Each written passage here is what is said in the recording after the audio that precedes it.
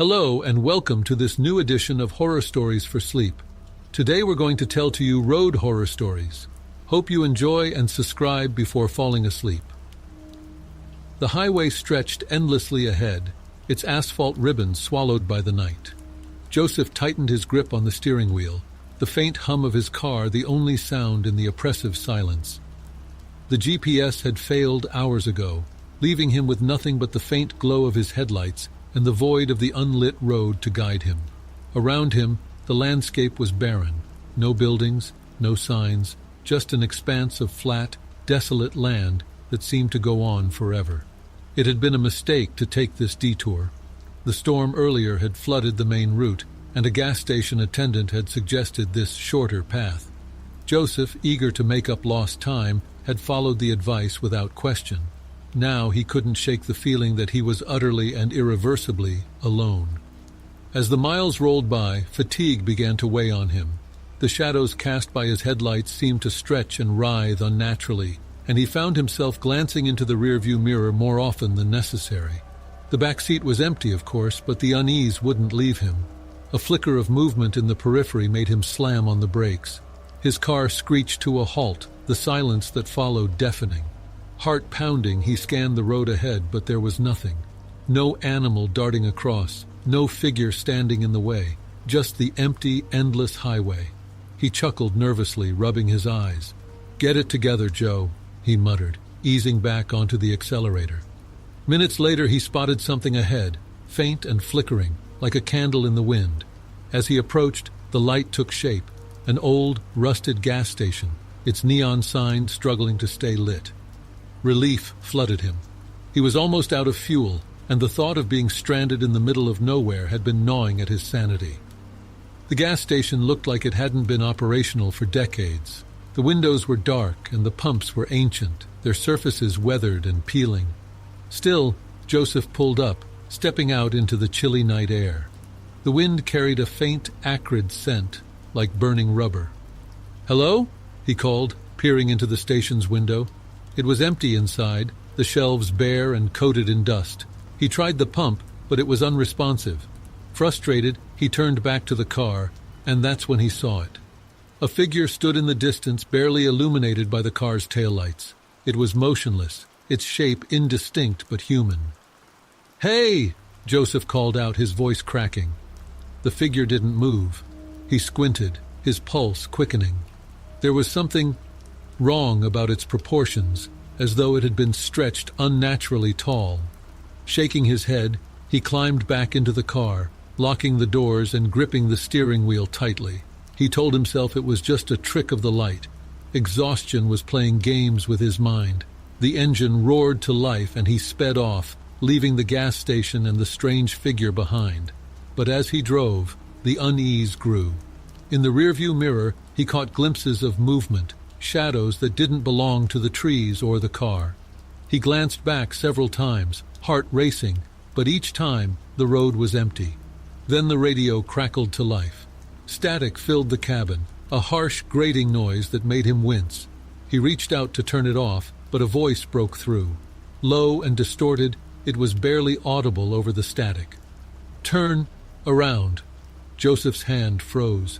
His blood ran cold as the voice repeated the words, clearer this time. "Turn around." He slammed the radio off and pressed harder on the gas. The car's engine whined in protest, but he didn't care.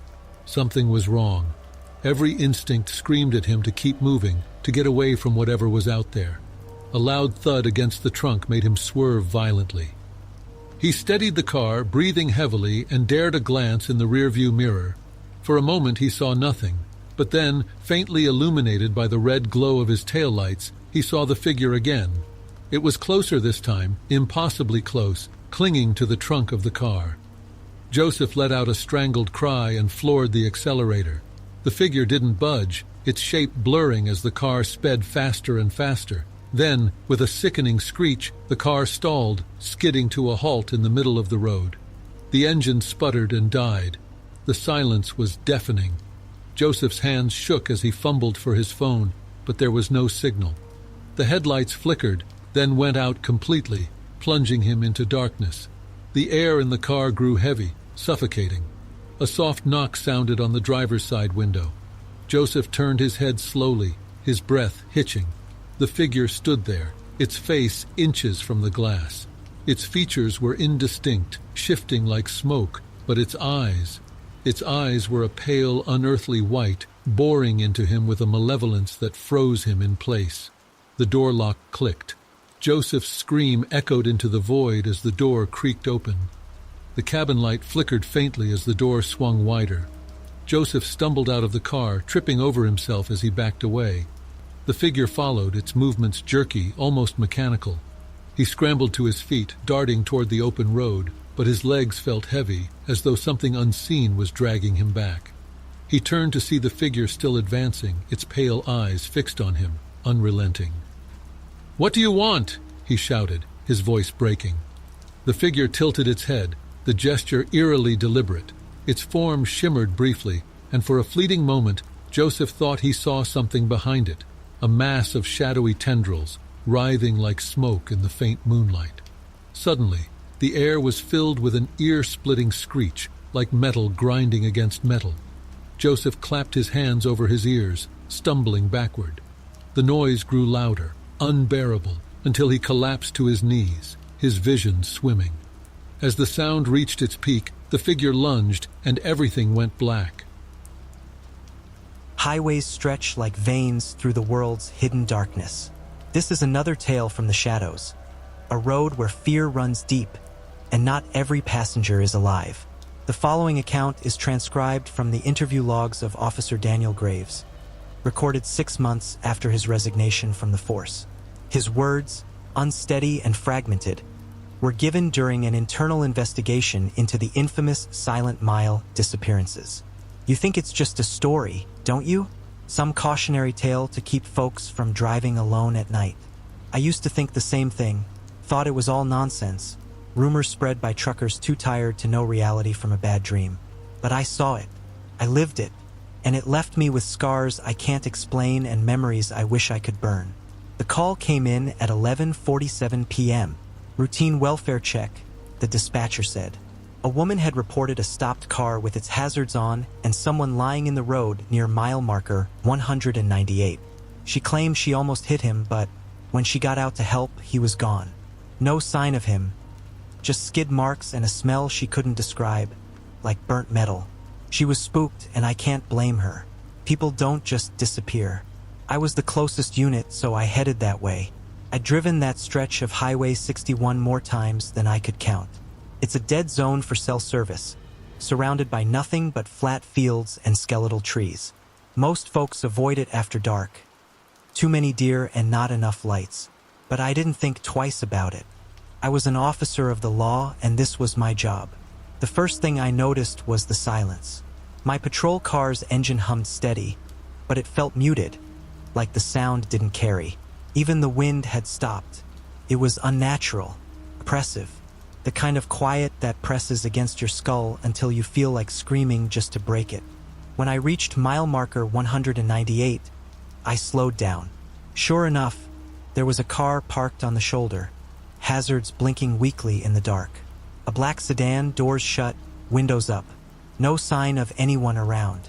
I pulled up behind it, keeping my headlights on. Procedure, you know? Keep the area lit, make yourself visible. But as I stepped out of my car, I felt it. The kind of chill that sinks into your bones and doesn't let go. I called out, "Police! Anyone here?" My voice sounded small, swallowed by the night. No response. I approached the car, hand on my holster just in case. The driver's seat was empty, but the keys were still in the ignition. The smell hit me next, faint but sharp, like something burning. I shined my flashlight inside. Nothing out of place, just an old fast food bag and a jacket thrown over the passenger seat. But then I noticed the rearview mirror. It was angled toward the back seat. My stomach dropped. Why would anyone adjust it like that?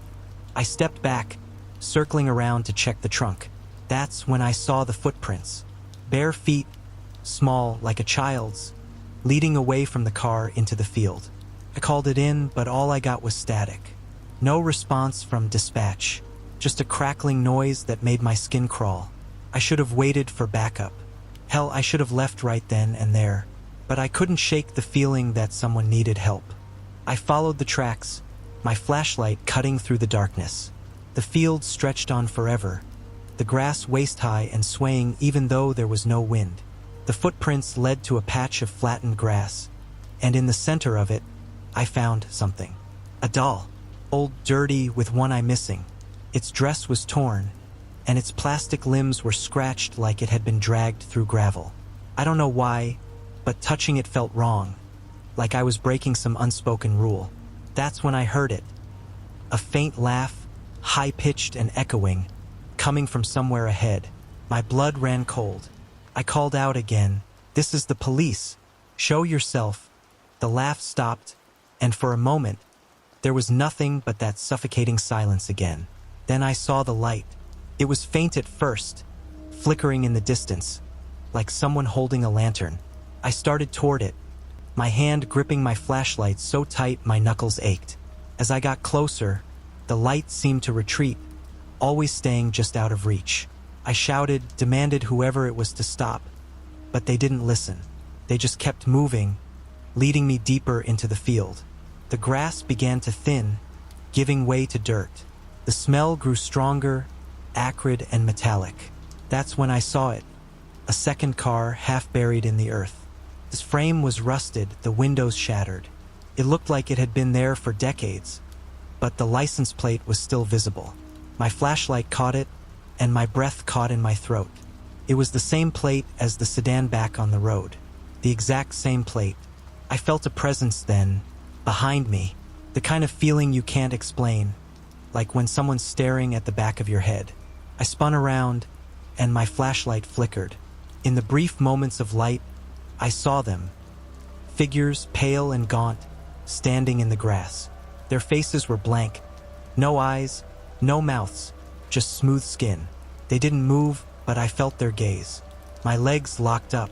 I couldn't run, couldn't scream. All I could do was watch as they closed in. And then nothing. I woke up in my patrol car, parked back on the highway. The sun was rising, and the sedan was gone. Dispatch said they lost contact with me for hours. No sign of the woman who called it in, no evidence of a second car. Just me, alone, with dirt under my nails and that damn doll sitting in the passenger seat. After that night, things weren't the same. I tried to tell myself it was exhaustion, maybe a hallucination brought on by stress, but the evidence didn't add up.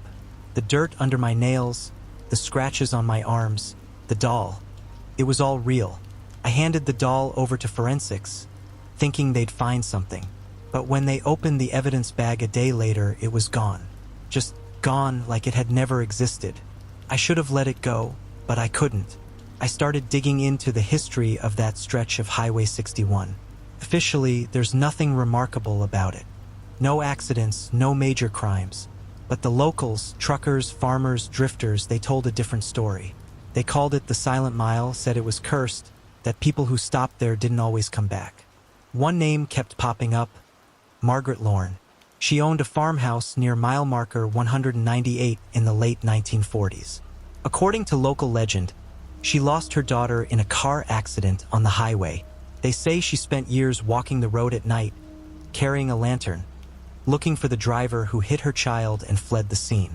She died alone in her home, but sightings of her light began not long after. And the strangest part? The truckers swore that if you saw the light and followed it, you'd end up somewhere you weren't supposed to be. I didn't want to believe it, but the more I read, the more everything fit.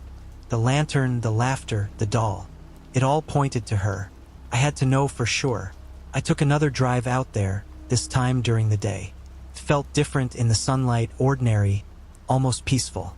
I parked near mile marker 198 and searched the fields. That's when I found the ruins of Margaret's farmhouse. The walls were crumbling, overgrown with weeds, but the foundation was intact. And in the rubble, I found a metal box. Inside were old photos, yellowed with age. One of them showed a little girl holding the very same doll I'd found in the field. Another showed Margaret, standing in front of the farmhouse with a stern expression and a lantern in hand. The last photo was different. It was burned around the edges, the image distorted, but I could make out two cars on the highway and a smear of red between them. Crash. My stomach turned. This wasn't just a story. It was a warning. That night, I couldn't sleep. Every time I closed my eyes, I saw her face, or what was left of it. I tried to shake it off, but the sense of dread wouldn't leave. Around 2 a.m., my phone buzzed. An unknown number. I shouldn't have answered, but I did. Static filled the line, and then a voice. Soft, almost a whisper. "Come back." I froze, the phone slipping from my hand. The voice was hers. It had to be, but she was dead. This was impossible. Or maybe it wasn't. Maybe I'd opened a door I couldn't close. Against every instinct, I got dressed, grabbed my flashlight, and drove back to the silent mile. The highway was darker than I remembered, the silence heavier. When I reached mile marker 198, I stopped the car and stepped out. The chill in the air was the same, biting and unnatural. I called out into the night, "Margaret, I know what you want. I'm here to help." No response, just the wind rustling through the grass. Then I saw it again, the light. It flickered on the horizon, faint and steady, like a heartbeat. I followed it just like before. The path through the field felt familiar, but this time, the air grew thicker, harder to breathe. The light led me back to the second car, still half buried in the dirt. But now there was something else.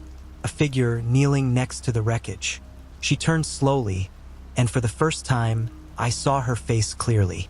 Her skin was pale and translucent, her eyes hollow and filled with sorrow. She didn't speak, but I felt her anger, her grief, pressing down on me like a weight. She pointed to the car, and in that moment I understood. She wanted justice. She wanted to be heard. But there was something she didn't realize, something I hadn't pieced together until it was too late. The crash that killed her daughter wasn't an accident. It was deliberate. And the driver? He was never caught because he disappeared into the silent mile himself. Margaret wasn't just a victim. She was a warden, keeping those who wronged her family trapped in this purgatory. And now I was part of it. The realization hit me like a freight train.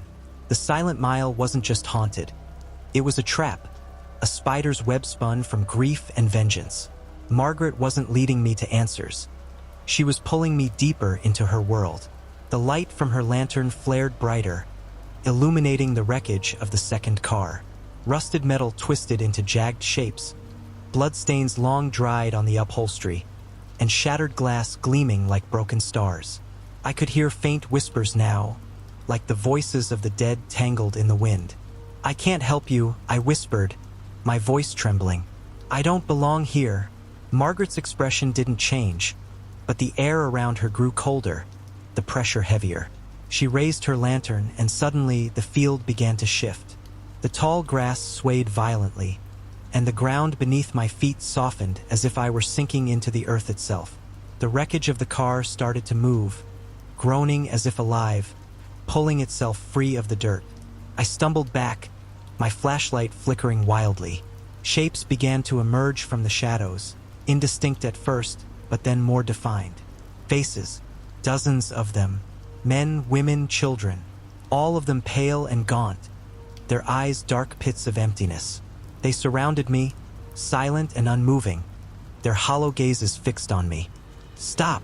I screamed, my voice breaking. "I didn't do anything." But Margaret stepped closer, her lantern burning brighter, its flame unnatural and blue. She pointed at me, and the faces of the dead turned in unison.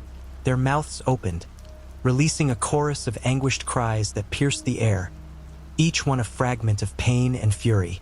I fell to my knees, clutching my ears, but the sound burrowed into my skull, a relentless tide of torment.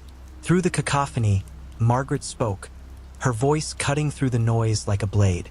"You see it now. Their suffering, their end. This is justice." "It wasn't me," I shouted, tears streaming down my face. "I'm not the one you're looking for." Her gaze bore into me, unyielding. "You stepped into the mile. You carry its weight. The guilty, the complicit, the silent. All are bound here."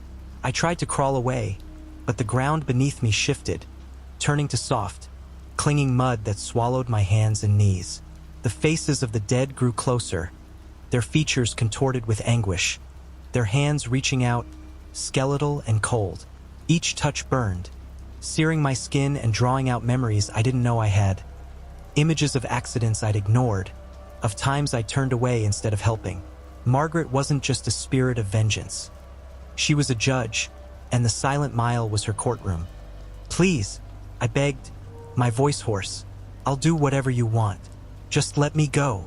Margaret tilted her head, her expression unreadable. The faces around me stopped their advance, their cries fading into a heavy silence. She raised her lantern higher, its light illuminating the entirety of the field. The second car was now fully unearthed, its broken frame gleaming with malice. Inside, I saw something I hadn't noticed before. A figure slumped over the wheel, its features obscured but eerily familiar. "Look," Margaret commanded, her voice low and cold. "See the truth." Against my will, my body moved, dragging itself toward the car. The figure in the driver's seat became clearer with each step, and dread twisted in my stomach like a knife. When I reached the window, I wiped away the grime with a trembling hand. My breath caught in my throat. It was me. The driver's face was unmistakable, a perfect replica of my own, frozen in a rictus of horror. Blood streaked down its temple, and its lifeless eyes stared blankly ahead. I stumbled back, my mind racing. This couldn't be real. It had to be a trick, a hallucination. "You were always part of this," Margaret said, her voice echoing with finality. "You just didn't know it yet." The faces of the dead began to close in again, their hands reaching for me with renewed fervor. The car's engine roared to life, though it was impossible. It was nothing but a rusted husk. The headlights flared, blinding me, and the ground beneath me gave way entirely. I fell into darkness, the screams of the dead swallowing me whole. When I woke up, I was lying on the side of the highway, my clothes soaked in mud and my skin covered in scratches. My car was gone, and so was the doll, the lantern, everything. Passing trucker spotted me and called for help. The paramedics said I was lucky to be alive, but I couldn't tell them what had really happened. They wouldn't have believed me.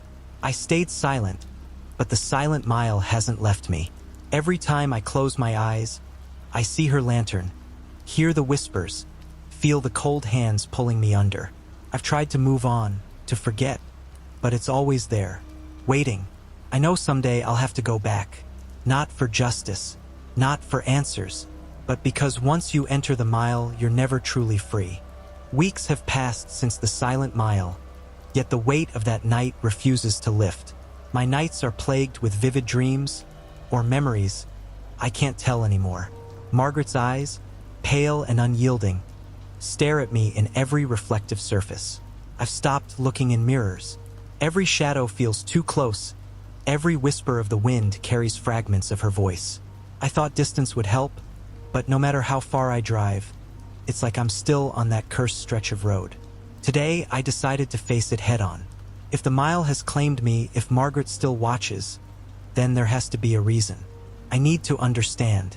Armed with a new car, a flashlight, and enough courage to fill a teaspoon, I drove back. I don't know what I was expecting. Closure? Redemption? Instead, I found only more questions. The silent mile wasn't marked on any map. I realized that after hours of scanning digital and printed charts, searching for the unassuming detour that had swallowed me whole. The trucker who saved me mentioned no strange roads, no eerie detours. As far as he knew, I was found on a perfectly ordinary stretch of highway. Yet, when I set out today, I found the entrance almost too easily, as though the road wanted me back. The air changed the moment I crossed its threshold. It was subtle at first, a drop in temperature, the way the light faded despite the cloudless sky. Soon, the oppressive silence enveloped me again, pressing against my chest. The surroundings blurred, trees and landmarks dissolving into a gray haze. It was like driving into a dream or a nightmare. I passed the abandoned gas station, the same one from before, though it looked older now, more decrepit. The neon sign flickered weakly, but this time, no figure stood at the pumps. I didn't stop. couldn't. I drove for hours, or maybe it was minutes. Time lost meaning. The whispers started as faint murmurs, barely audible over the hum of the engine. I turned the radio off, but they grew louder. Words I couldn't understand, voices overlapping in a chorus of sorrow and rage. And then I saw her. Margaret stood in the middle of the road, her lantern held high. Its light was steady this time, a cold, unearthly glow. She didn't move as I approached, forcing me to slow down. I stopped a few feet away, the car idling. My hands trembled on the wheel, but I couldn't look away. The faces of the dead emerged from the shadows, lining the road on either side. They didn't attack, didn't wail or scream. They just watched. Their hollow eyes bore into me, and for the first time, I felt something beyond fear. Guilt. Margaret stepped closer, her lantern swinging with each step. When she reached my window, I rolled it down, my throat dry and heart hammering. "Why am I here?" I asked, my voice barely a whisper. Her gaze was steady, unyielding. "You know why?" I shook my head, tears welling in my eyes. I swear, I don't understand." The lantern flared, and suddenly, I was no longer in the car. I was standing on the roadside, the tall grass brushing against my legs. Around me, the dead stared, their presence heavy and suffocating. Margaret stood before me, her expression unreadable. "You carry their weight," she said. "You always have." The field began to shift, the ground beneath me rippling like water. The wreckage of cars surfaced one by one, their twisted frames telling stories of despair. Voices rose around me. Pleas for help, cries of anguish, curses of the forgotten. "What do you want from me?" I cried. Margaret stepped closer, her lantern illuminating my face. Her free hand reached out, her fingers icy as they brushed against my temple. "Remember," she whispered. The memories hit me like a tidal wave. Accidents I'd passed without stopping. Cries for help I'd ignored. A hitchhiker left stranded in the rain. Each moment played out vividly, searing into my mind like brands. I had been complicit in their suffering, not through action but through inaction. The mile wasn't just punishing those who caused pain, it was holding everyone accountable. Margaret's voice was soft but firm. "Will you face your guilt, or will you run again?" The dead closed in, their whispers growing louder. My knees buckled, and I collapsed, sobbing into the dirt. "I'm sorry," I choked out. "I'm so sorry." Margaret's expression softened, though her lantern still burned cold and bright. Around me, the dead hesitated, their movements faltering as though my words had pierced the veil of their rage. But forgiveness, I realized, would not come so easily. The ground beneath me heaved, and the wreckage of countless cars began to sink back into the earth, swallowed by the shadows. The voices of the dead became a deafening roar, their anguish morphing into something darker. My heart pounded as the specters surged forward, their translucent hands outstretched, grasping for me. "Stop!" I screamed, scrambling backward. "I'm sorry. I'll change. I swear I'll change." Margaret raised her lantern high, and the spirits froze. For a moment, all was still. Then she spoke, her voice calm and commanding. "Your words are empty unless you prove them. Redemption comes through sacrifice." The lantern's light flared, blinding me. When my vision cleared, I was back in my car, the engine silent, the road stretching endlessly ahead. Margaret stood before the hood, her lantern dim now, casting only a faint glow. Her voice echoed in my mind. "The choice is yours. Continue your path and remain a prisoner of your guilt, or free them by surrendering yourself." My breath came in shallow gasps. The weight of her words crushed me. Could I atone for my sins by giving everything? Or was this another test, another cruel twist of the mile? I reached for the ignition, hands trembling. As the engine roared to life, Margaret shook her head slowly, disappointment etched into her ethereal face. "You've chosen." The car lurched forward, the dead lining the road dissipating like smoke. But they weren't gone. I could feel their rage, their despair clinging to me like a second skin. The mile stretched on, its end nowhere in sight. My mind raced, my heart a thunderous drumbeat in my chest. The road began to twist and turn, impossible bends and slopes defying all logic. The car skidded, tires squealing as I fought to keep control. Shadows clawed at the windows, their faces pressing against the glass. "I'm sorry," I screamed again, tears streaming down my face. The lantern's light appeared ahead, growing brighter, blinding me once more. The car slammed into something unseen, the impact throwing me forward. When I woke, I was surrounded by emergency lights. Paramedics worked frantically, their voices muffled and distant. My car was a crumpled wreck at the base of a ravine, its frame twisted beyond recognition. A police officer leaned over me, his face pale. "You're lucky to be alive," he said. I tried to speak, but my throat was raw. They carried me to the ambulance, and as I was loaded inside, I caught a glimpse of the ravine. In the wreckage, illuminated by flashing red and blue lights, stood Margaret. She held her lantern high, her expression unreadable. As the doors closed, her form dissolved into the shadows, leaving me with one final, chilling thought: the silent mile never truly ends. Each story, a journey into the unknown. Each tale, a whisper from the void. Step carefully, for the darkness holds secrets not meant to be uncovered. The road wound through a dense forest, its surface slick with rain.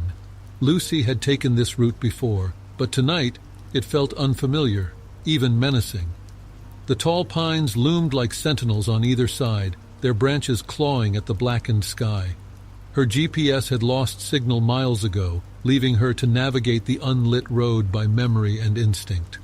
The night was unnervingly quiet, save for the hum of her car engine.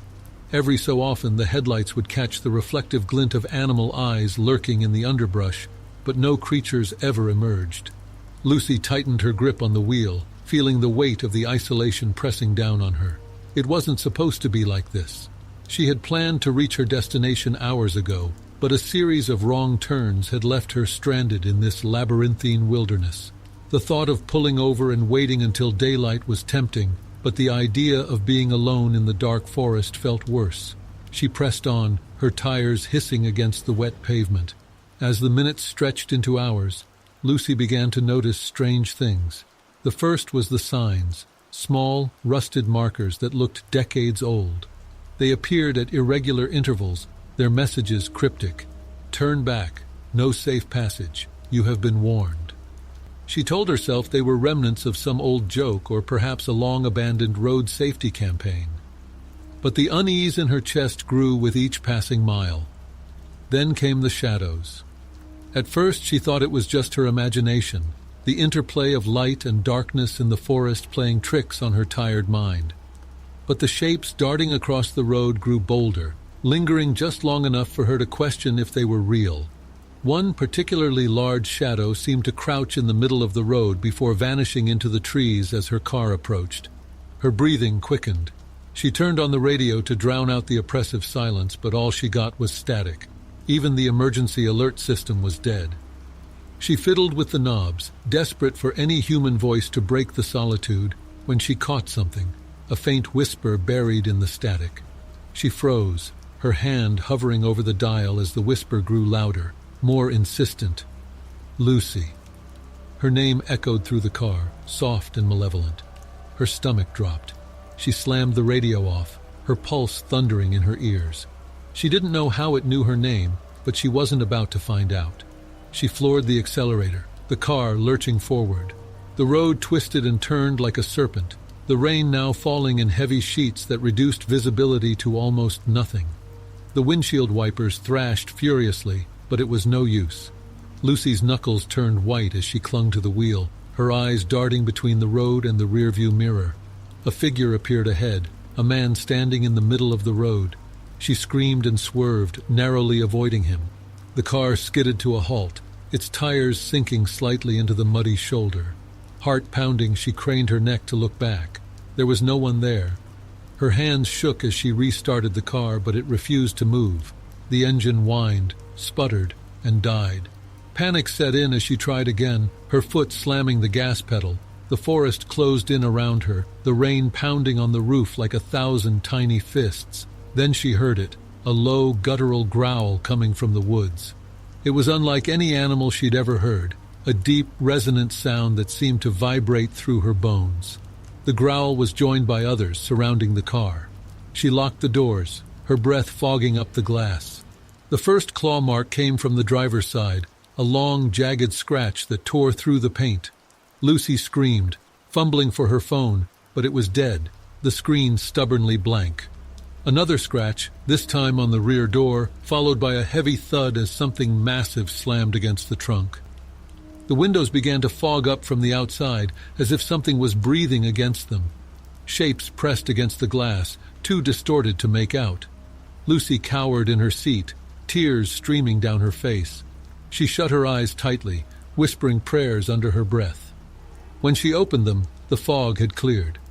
The shapes were gone, the rain reduced to a drizzle.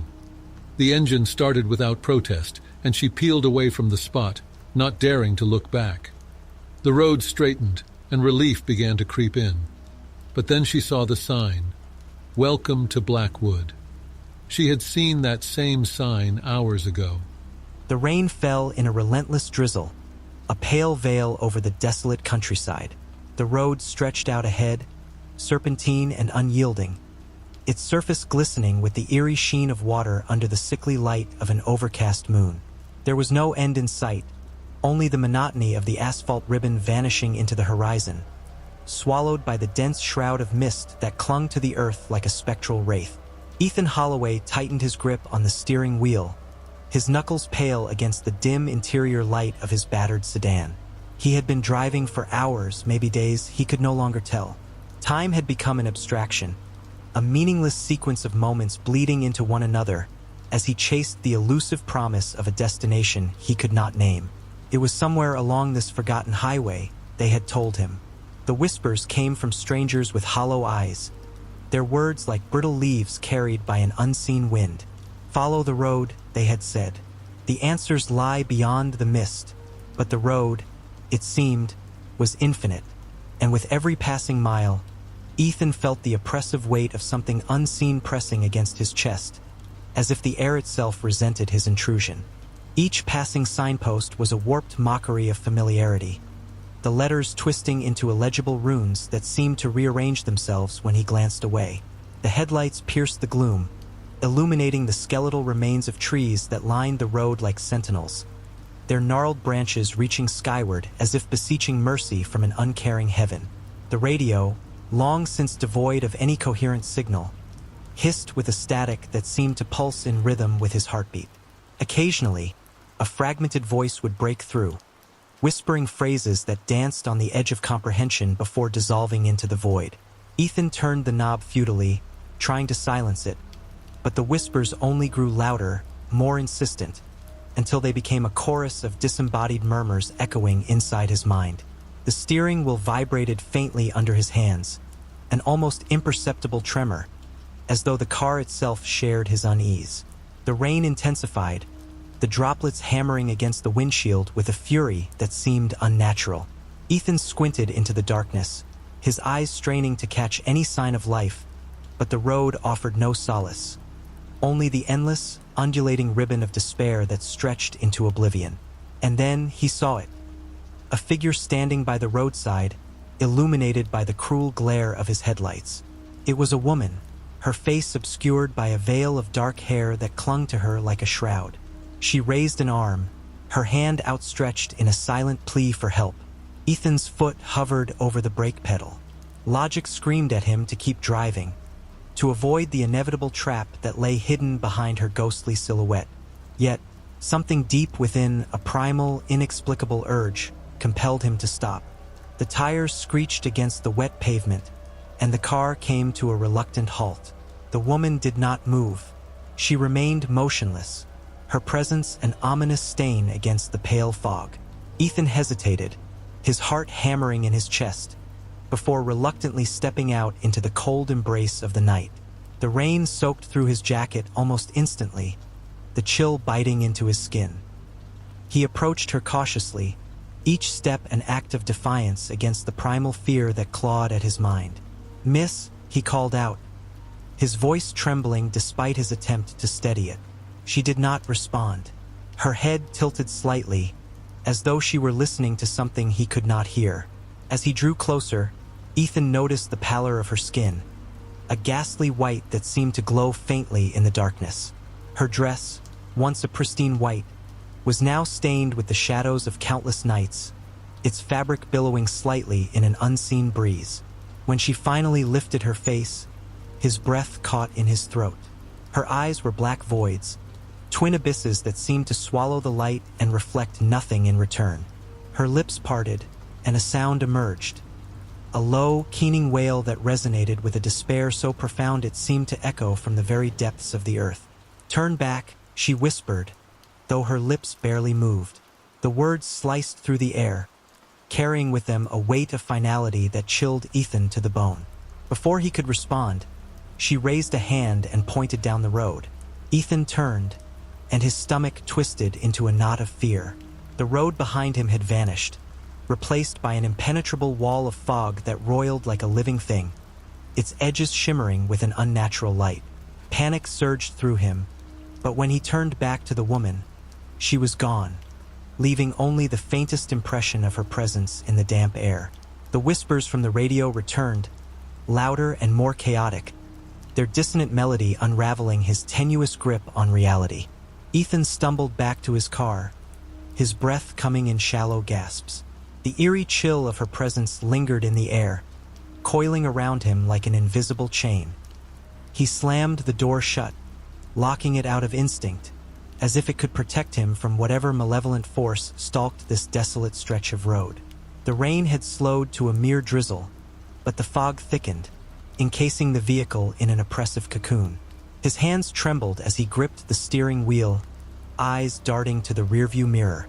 There was nothing but swirling mist behind him, no trace of the woman or the impenetrable wall that had severed his retreat. A fleeting hope stirred in his chest, a desperate belief that perhaps she had been a hallucination born of exhaustion and the monotony of the endless drive. But the road ahead offered no such comfort. It stretched out like a cruel jest, its surface marred by cracks that seemed to form intricate patterns, symbols that twisted and writhed when he tried to decipher them. The headlights revealed fleeting glimpses of movement just beyond their reach, shadowy forms that slithered and danced at the edge of perception. He started the engine, the hum of the motor a fragile anchor against the encroaching madness. The car lurched forward, tires splashing through shallow puddles as he forced himself to keep moving. The whispers from the radio persisted, growing more coherent with every passing moment. "Closer," they murmured. "It waits for you." Ethan clenched his jaw, his knuckles whitening as he tightened his grip. He switched off the radio, but the voices did not fade. They now seemed to emanate from the very air, a spectral chorus that pressed against his skull. The landscape began to shift, subtle at first. A crooked tree here, a misshapen boulder there. Then the changes grew more pronounced. The skeletal trees that lined the road began to twist unnaturally, their branches curling like claws reaching for the sky. The asphalt beneath his wheels seemed to pulse, veins of light flickering through the cracks in a rhythm that matched the erratic beating of his heart. As the car rounded a bend, the fog parted briefly, revealing a structure in the distance. A dilapidated gas station perched precariously on the edge of the void. Its flickering neon sign cast an anemic glow over the cracked pavement, the letters spelling out a name that seemed familiar yet incomprehensible. Ethan hesitated, his instincts screaming at him to keep driving, but the pangs of hunger and fatigue gnawed at his resolve. He pulled into the parking lot, the crunch of gravel beneath the tires unsettlingly loud in the suffocating silence. The gas station appeared abandoned, its windows dark and streaked with grime. The door hung slightly ajar, swaying gently in the unseen breeze. As he stepped out of the car, the air grew heavier, each breath a laborious effort as though the atmosphere itself conspired to smother him. The interior was even worse. Rows of shelves stood like gravestones, their contents long since reduced to dust. The dim light from a single flickering bulb cast grotesque shadows that danced across the stained walls. A faint hum emanated from somewhere deep within, a mechanical sound that seemed to pulse in tandem with the whispers that had now become an omnipresent backdrop. At the counter stood a figure, a man or what once might have been one. His face was gaunt, the skin stretched taut over his skull. Milky eyes stared unblinking, and his lips twisted into a grotesque semblance of a smile. "You're late," the figure rasped, his voice like the grinding of ancient gears. Ethan recoiled, his stomach churning as the man or thing extended a skeletal hand, pointing to a door at the back of the store. The door was unmarked, yet Ethan felt an inexplicable pull, a magnetic force that demanded he approach. I don't know what you mean," Ethan stammered, his voice barely above a whisper. The figure tilted its head, the smile widening unnaturally. "You've always been meant for this. Go through the door. It's the only way forward now." Ethan's legs moved without his consent, each step toward the door a betrayal of his instincts. The faint hum grew louder, resonating deep within his chest like the tolling of a distant bell. The door itself seemed to pulse with a dull, otherworldly glow, as though alive and anticipating his arrival. When he reached for the handle, his hand trembled violently. It was ice-cold to the touch, sending a jolt up his arm that nearly made him recoil. The whispers surged again, a cacophony of voices overlapping, each one urging him forward in a language that was at once alien and familiar. He opened the door. The air inside was thick, oppressive, and laced with a faint metallic tang. The room beyond was impossibly vast, its dimensions defying logic. The walls appeared to stretch into infinity, adorned with shifting patterns that writhed and coiled like living things. At the center stood a pedestal carved from a black stone that seemed to drink in the light. Upon it rested an object, small, unassuming, yet exuding a palpable sense of wrongness. It was a key. Ethan hesitated, his mind screaming against the urge to approach. But the pull was undeniable, a magnetic force that overpowered reason. He stepped forward, his footsteps echoing in the void, until he stood before the pedestal. The key was simple in design, yet its surface shimmered with an iridescence that defied comprehension. Symbols etched into its surface shifted and danced, refusing to settle into any recognizable form. When he reached for it, the room seemed to hold its breath, the oppressive silence amplifying the sound of his heartbeat. The moment his fingers closed around the key, the world shattered. The walls of the room dissolved into a maelstrom of light and shadow, the ground beneath his feet vanishing into an abyss. Ethan was suspended in a void, weightless and adrift, as visions assailed him. Fragments of lives not his own, glimpses of worlds that defied the very fabric of reality. A voice, deep and resonant, filled the emptiness. "You have opened the path." Ethan tried to scream, but no sound escaped his lips. The voice continued, its tone both ancient and insidious. "The road has chosen you. There is no turning back now. You are bound to its will." The visions coalesced into a single image. The road, stretching endlessly through a landscape of horrors. Shapes slithered in the shadows, vast and incomprehensible, their forms hinting at a malevolence that transcended human understanding. When the void released him, Ethan found himself back in his car, the key clenched tightly in his hand. The gas station was gone, replaced by an expanse of featureless black. The whispers were silent now, replaced by a deep, rhythmic thrum that seemed to emanate from the very road itself. He started the engine, though he could not recall turning the key. The car moved forward of its own accord, the headlights cutting through a fog that no longer seemed natural but alive, writhing and coiling around the vehicle like a predatory serpent. The dashboard clock blinked erratically, the numbers morphing into nonsensical sequences before fading entirely. The radio flickered on, broadcasting a faint melody, a tune Ethan vaguely recognized from his childhood, distorted and warped into something unrecognizable. As the car sped onward, the road began to shift. It no longer adhered to the natural laws of geometry, twisting and contorting into impossible angles. The horizon folded in upon itself, the stars above rearranging into constellations that bore no resemblance to any he had ever known. Ethan's grip on reality faltered. He clung to the steering wheel as if it were his only anchor, but even that felt insubstantial, as though the car itself was no longer a physical entity but a fragment of a dream. Then, the voice returned. "You are the bridge. You are the key." The road ahead split into multiple paths, each one leading to a destination he could not fathom. Shadows moved at the periphery of his vision, shapes that seemed to observe him with an unsettling intensity. One path shone with a faint, golden light, its surface smooth and inviting. Another was cloaked in darkness, its edges jagged and forbidding. A third path shimmered, its surface like liquid mercury, reflecting distorted images of Ethan's face, twisted, monstrous versions of himself that grinned mockingly. The voice echoed again, its tone a mixture of command and temptation. "Choose." Ethan hesitated, his knuckles whitening as his grip on the wheel tightened.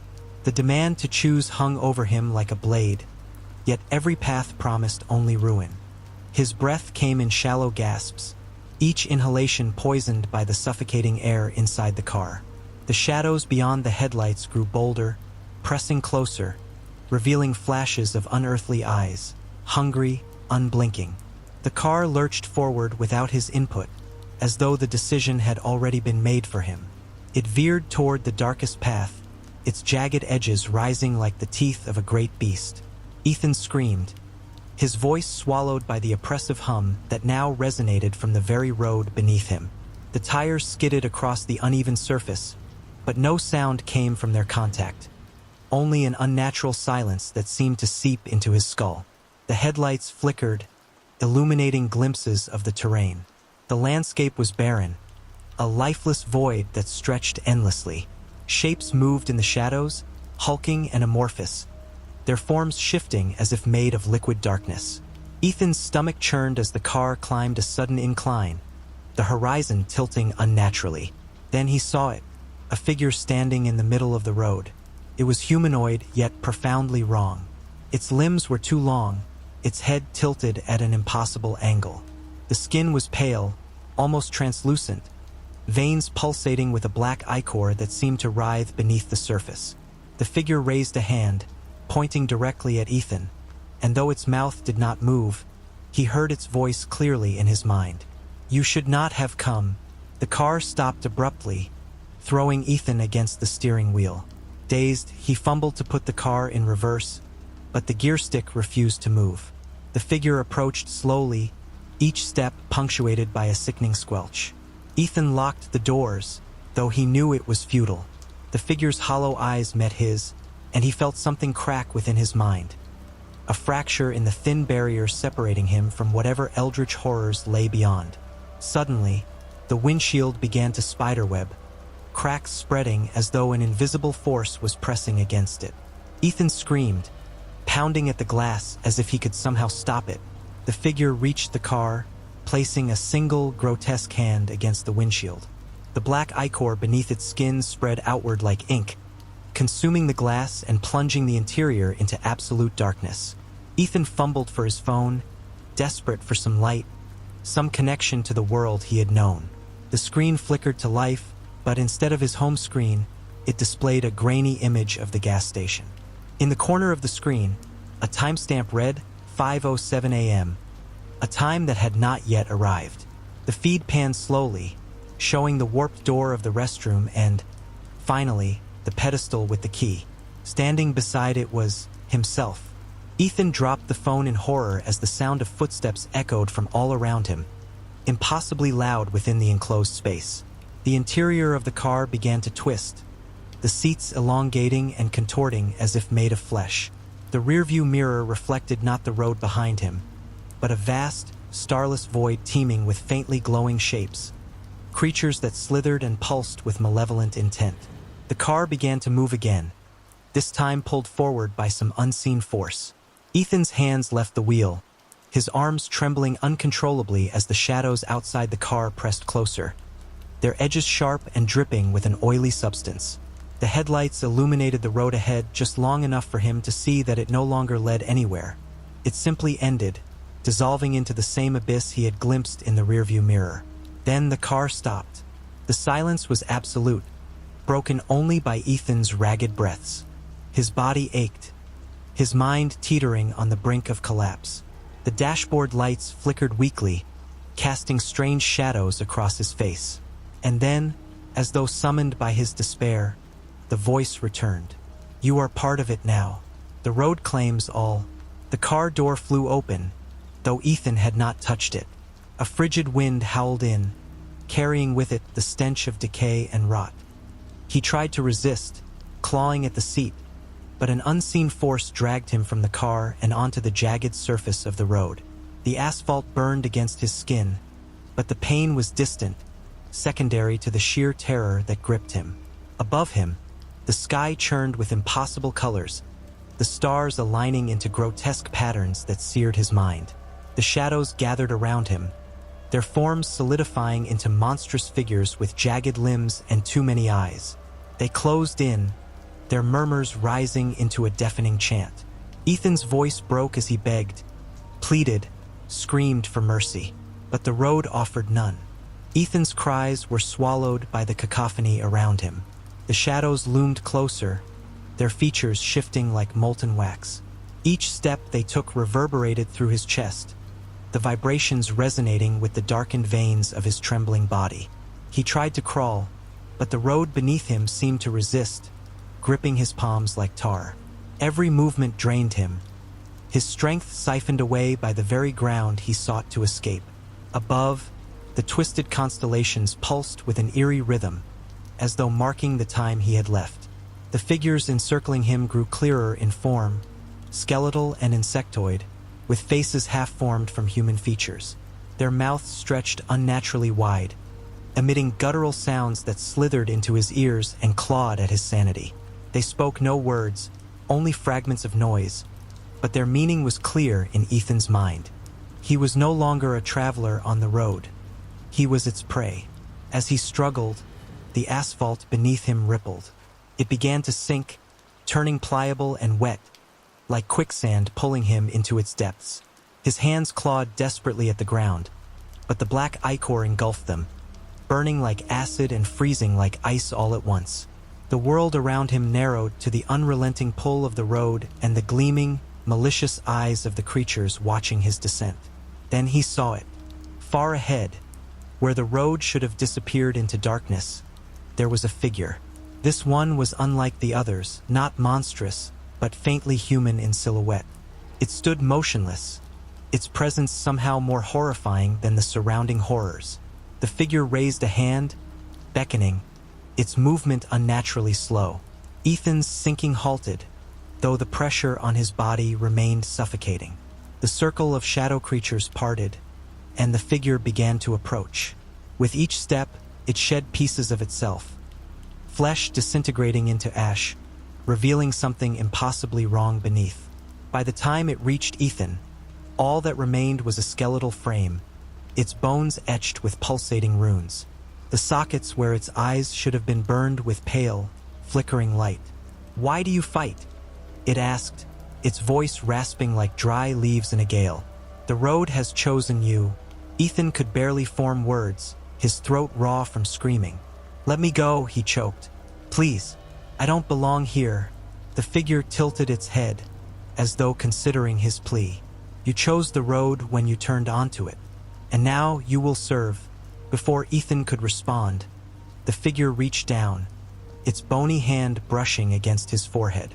The contact seared into his skin, his vision flooding with images of the gas station, of endless roads winding into impossibly distant horizons, of travelers like himself, screaming, pleading, disappearing into the dark.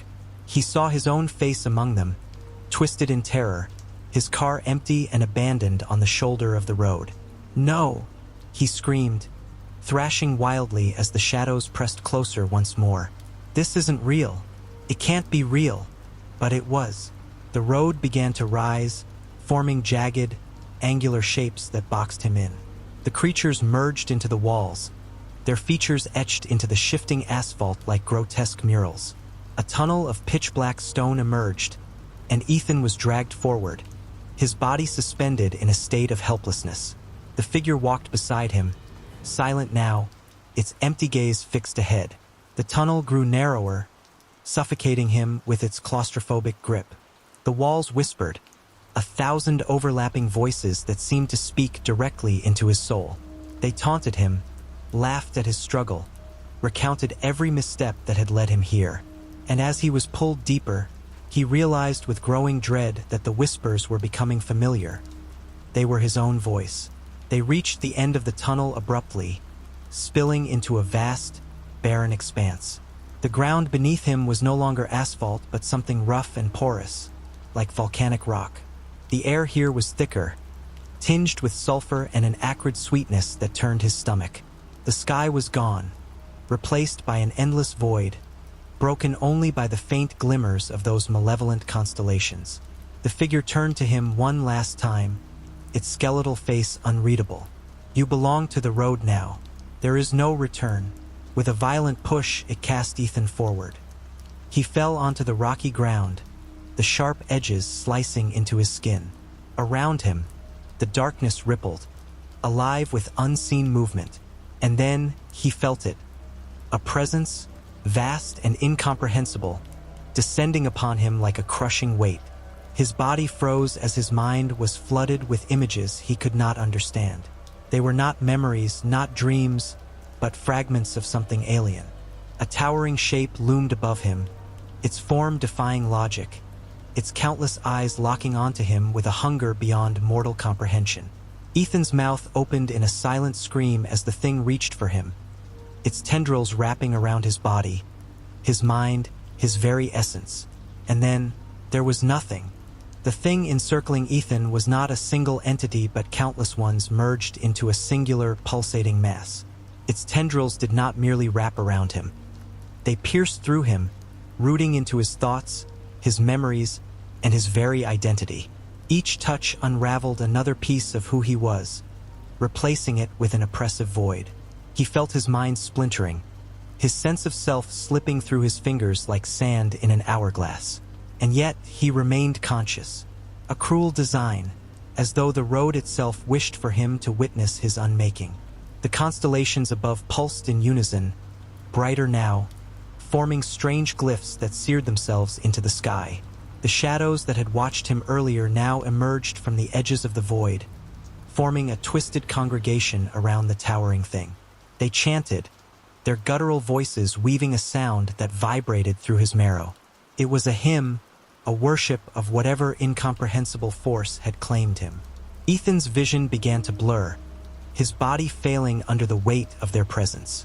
But before his awareness faded completely, the towering entity leaned closer. Its face, if it could be called that, filled the entirety of his perception. It had no eyes, no mouth, no discernible features, just a swirling, shifting mass of shapes and colors that his mind could not comprehend without shattering. A voice, not from it, but within him, spoke. "You are no longer Ethan. You are no longer you. You are the road, and the road is eternal." The words struck him with a finality that left no room for resistance. His body slackened, his will disintegrating into the vast, endless expanse. The void consumed him, pulling him into the entity's center. He felt himself becoming one with it, his thoughts, fears, and memories dissolved, feeding the road's insatiable hunger. And then silence. Somewhere, on a desolate stretch of highway under a moonless sky, a car sped along the road. Its headlights pierced the dense fog, illuminating nothing but endless asphalt. The driver, a lone traveler, glanced uneasily at their fuel gauge, the needle teetering near empty. In the distance, a faint light appeared. A gas station, old and forgotten, yet inexplicably standing. The traveler hesitated before pulling in, the air around the station unnervingly still. Far below the surface of the road, a fragment of what had once been Ethan stirred briefly, sensing the arrival of another. Not as a man, not even as a soul, but as part of the endless entity that stretched beyond space and time. The road waited, always hungry.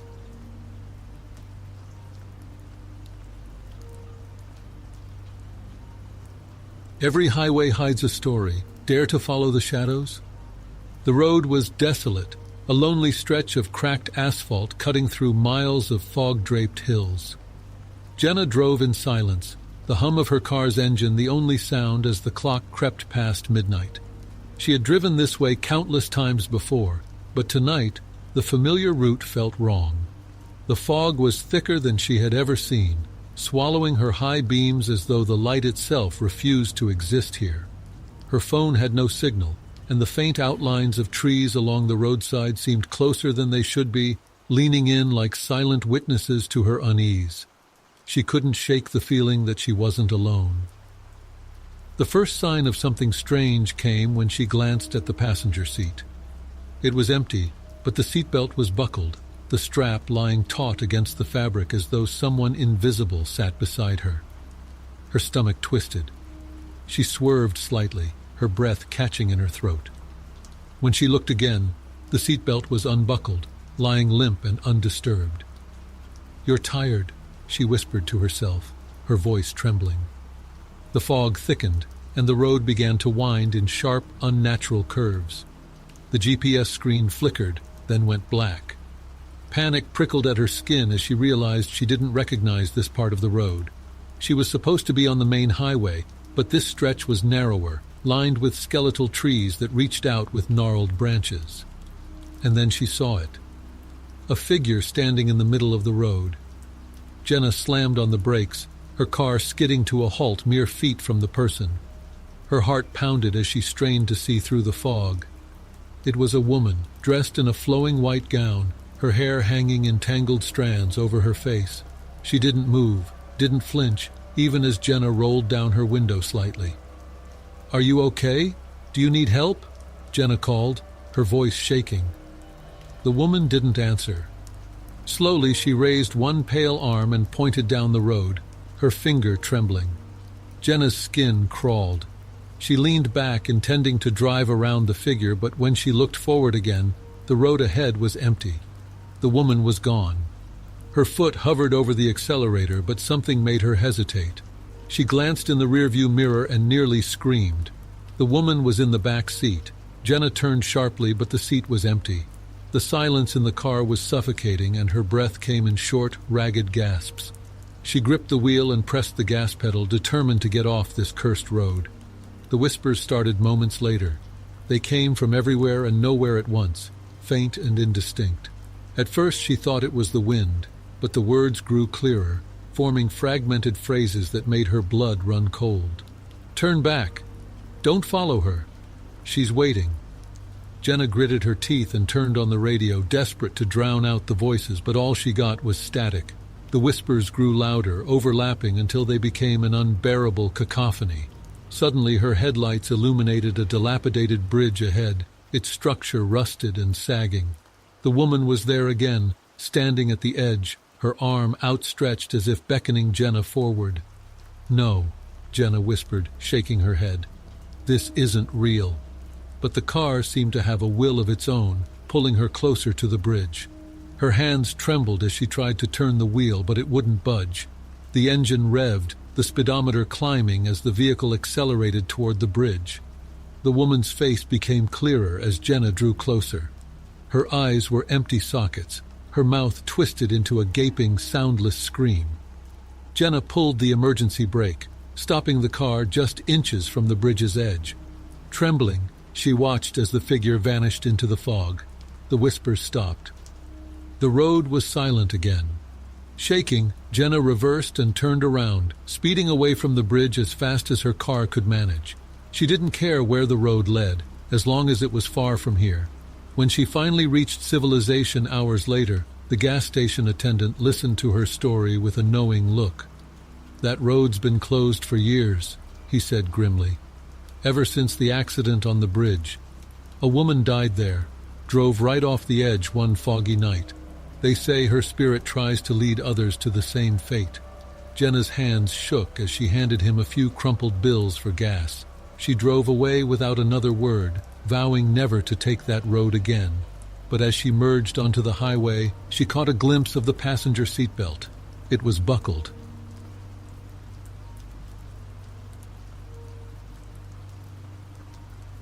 The stretch of road between Las Vegas and the tiny desert town of Rachel, Nevada, was as barren and unwelcoming as the surrounding Mojave wilderness. Highway 375, dubbed the extraterrestrial highway, was a route that promised intrigue for those with curiosity about the unknown, and dread for those unfortunate enough to find themselves traveling it after sunset. For Chris Anders, the road was a means to an end. He had no particular fascination with alien conspiracies, secret military bases, or UFO sightings. He was simply a man on a mission: deliver a set of encrypted hard drives to an anonymous buyer in Rachel. The work was dubious, the money excellent, and Chris had learned long ago not to ask too many questions. The sun dipped below the jagged mountains in the distance, casting the desert into an eerie twilight. As the last hues of orange disappeared from the sky, Chris felt a growing unease he couldn't explain. His car, a battered but reliable Jeep Cherokee, rumbled along the cracked asphalt, its headlights piercing the encroaching darkness. The desert seemed unnaturally still, the usual sounds of crickets and distant coyotes replaced by a heavy, oppressive silence. Chris glanced at the GPS on his dashboard.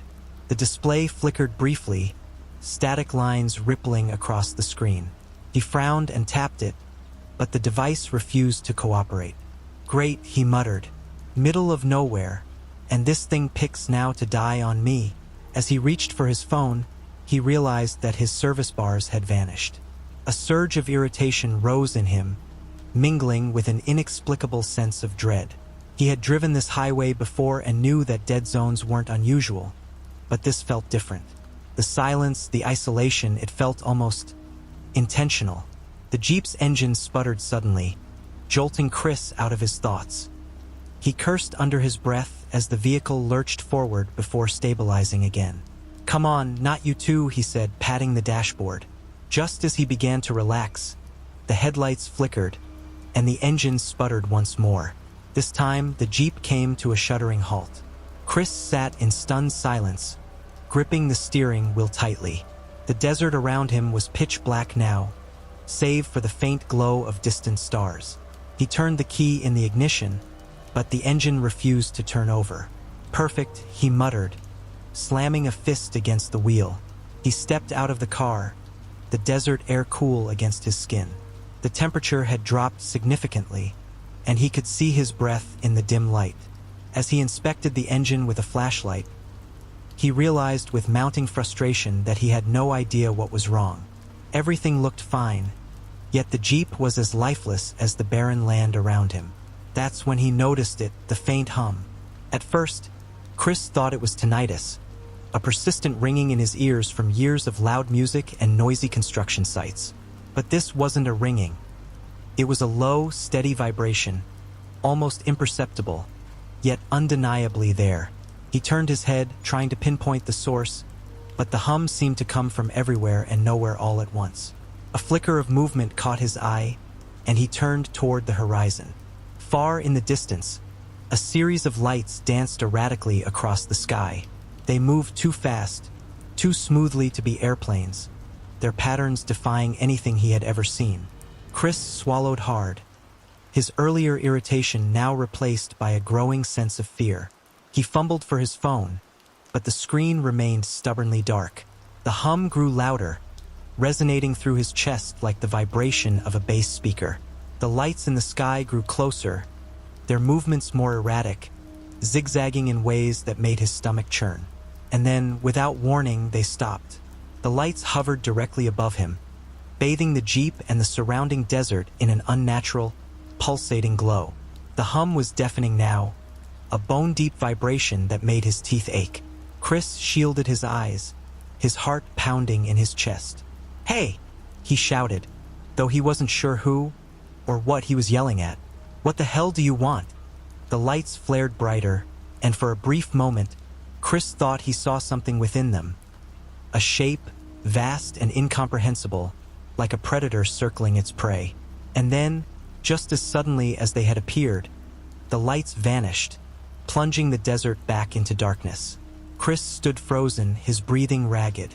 The hum was gone, replaced by the suffocating silence of the Mojave night.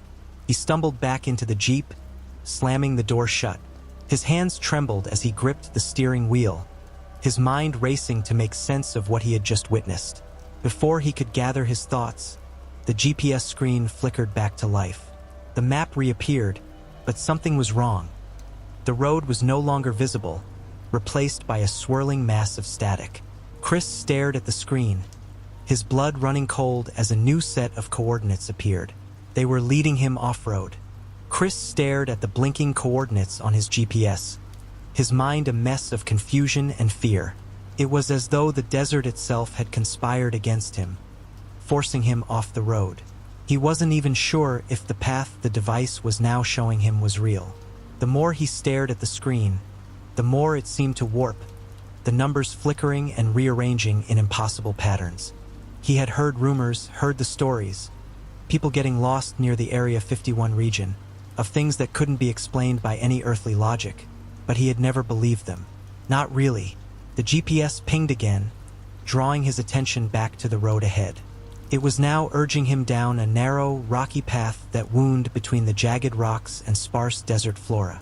The headlights illuminated only a small sliver of the road, casting long, shifting shadows that seemed to move of their own accord.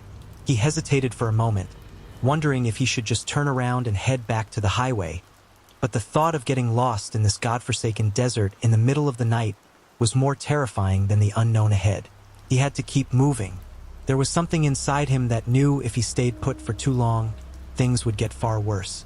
With a deep breath, he placed the Jeep in gear and slowly began driving down the unmarked road. The further he went, the more desolate the landscape became. The wind began to pick up, howling in strange, unnatural gusts, causing the rocks to rattle against one another like bones in a graveyard. The moon was hidden behind thick clouds, and the only light now came from his Jeep's headlights, casting an eerie glow on the road and the terrain around him. Every now and then, Chris thought he saw strange, dark shapes moving at the periphery of his vision, but whenever he turned to look, there was nothing there, just the empty desert stretching on in every direction. Then, as if summoned by his thoughts, a sound began to echo in the distance. At first, it was a soft, almost imperceptible hum, like the faintest vibration beneath the Earth's surface. But soon it grew louder, more distinct. It became a low, rumbling sound, like the engine of some colossal machine deep underground. He tried to ignore it. He had to focus on the road. But the sound was too strong to dismiss. It rattled his bones, reverberated in his skull. Every part of him screamed to turn back, but it was too late now. There was no turning around. And then the lights appeared again. Far ahead, out in the darkness, something moved.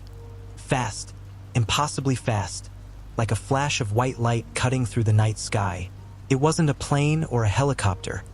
Its movements were erratic, unnatural. Chris slowed the Jeep, staring in disbelief at the rapidly approaching lights. They hovered above the ground, flickering like fireflies caught in a storm. The hum grew louder, filling the Jeep's interior, vibrating the glass, making his teeth ache. Panic surged within him, and before he could stop himself, his foot slammed down on the accelerator. The Jeep lurched forward, the engine groaning as it struggled to keep pace with the pulsating lights. But the lights were too fast. They danced in and out of view, darting and weaving like some malevolent creature playing with its prey.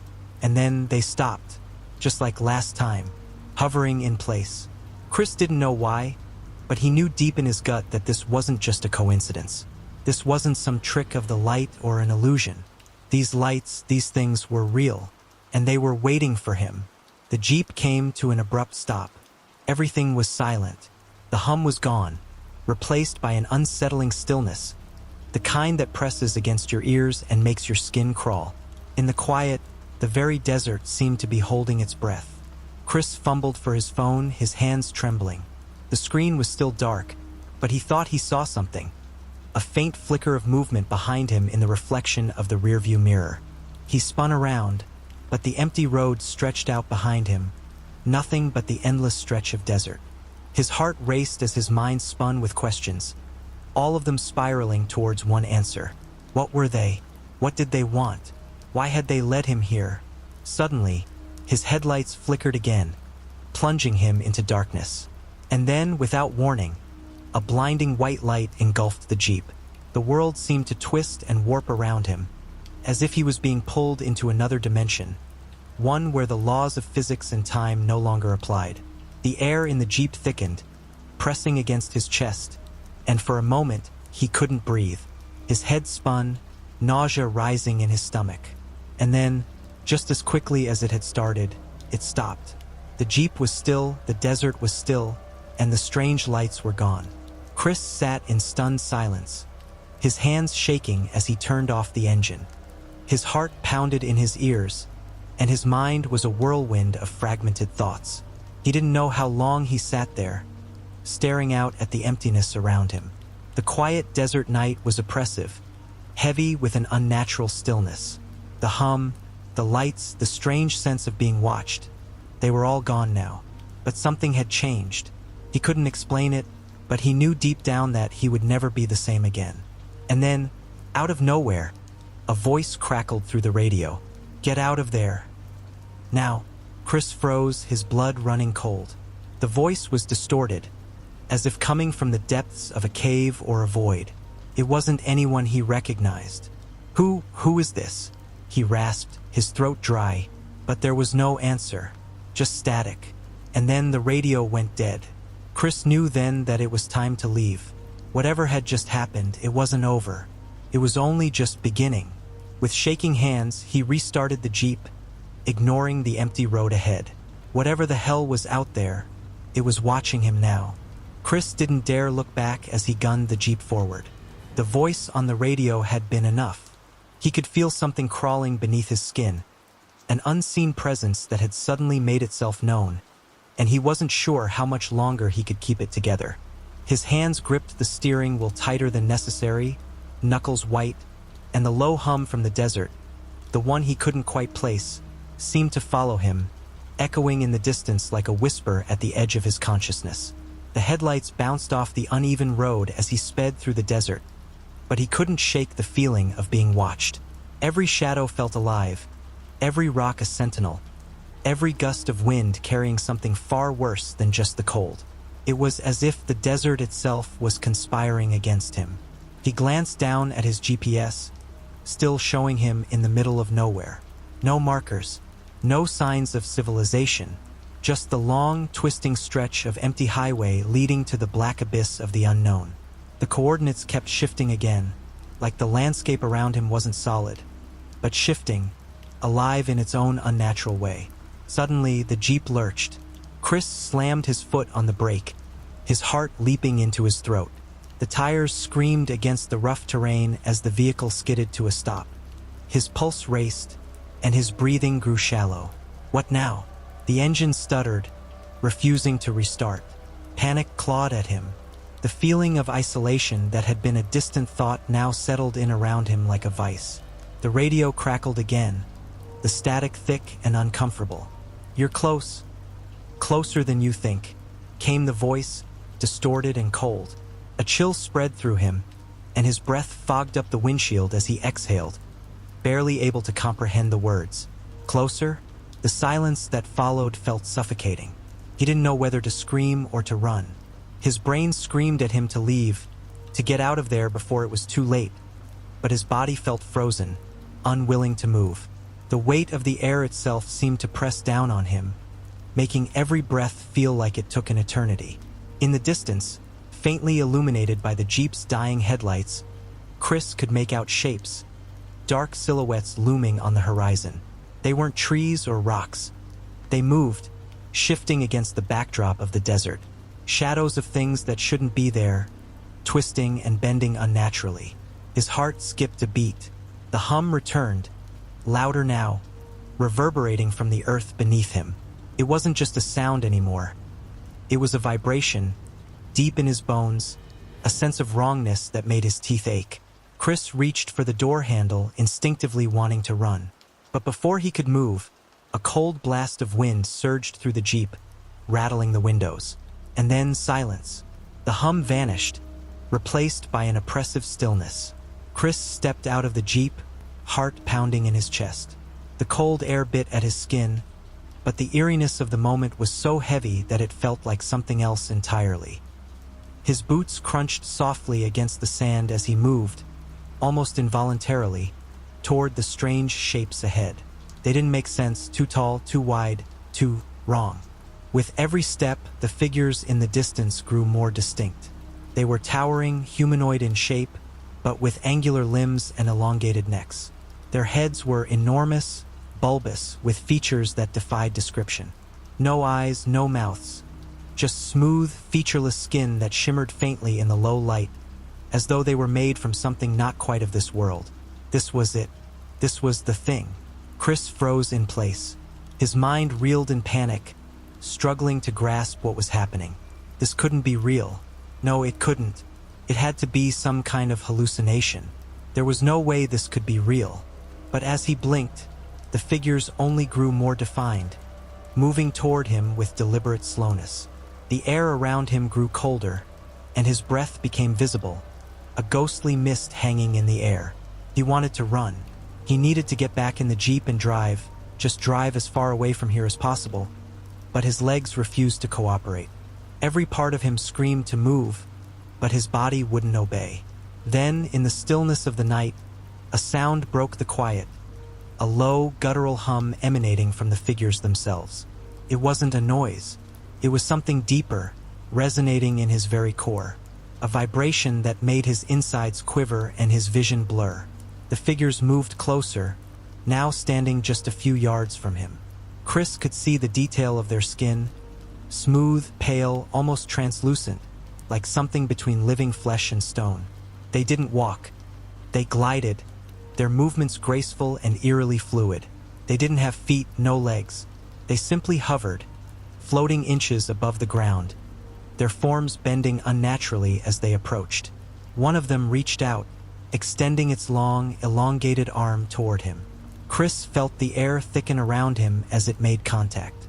Cold, so cold, like touching ice, but deeper than that, as though the cold emanated from within, from something not bound to this world. The figure's touch didn't feel physical. It was as if it were reaching into his very soul. Then it spoke, or rather, the words reverberated through his mind, filling his skull with an alien language he couldn't comprehend, a language that wasn't meant for human ears. And yet, somehow, he understood. "You are not supposed to be here." Chris couldn't speak. He couldn't even breathe. The voice filled his head, and he felt his body tremble under the weight of its presence. The figure pulled its hand back, and with it, Chris was flooded with an overwhelming sense of vertigo. The world around him seemed to collapse in on itself. The stars in the sky twisted and spiraled into a vortex of lights, and the ground beneath him began to shift. The desert was no longer a place. Now it was a labyrinth, a maze that spiraled deeper into the unknown, pulling him into the very heart of the abyss. He wanted to scream, to run, but all he could do was stand there, paralyzed, as the cold air tightened around him, choking the last breath from his lungs. And then the ground cracked open. A massive, dark rift appeared beneath his feet, an endless void stretching out into the unknown. From the depths of the rift, he heard a deep, rumbling sound. A sound that wasn't a sound at all, but a force, a presence, something that pressed against his mind, forcing him to understand in the most visceral way. Something far older, far more powerful. The figures began to withdraw, fading into the darkness, and with them, the rift began to close. But as the desert returned to stillness, Chris knew one thing for certain. He would never leave. Not truly. And whatever had just happened, it was only the beginning.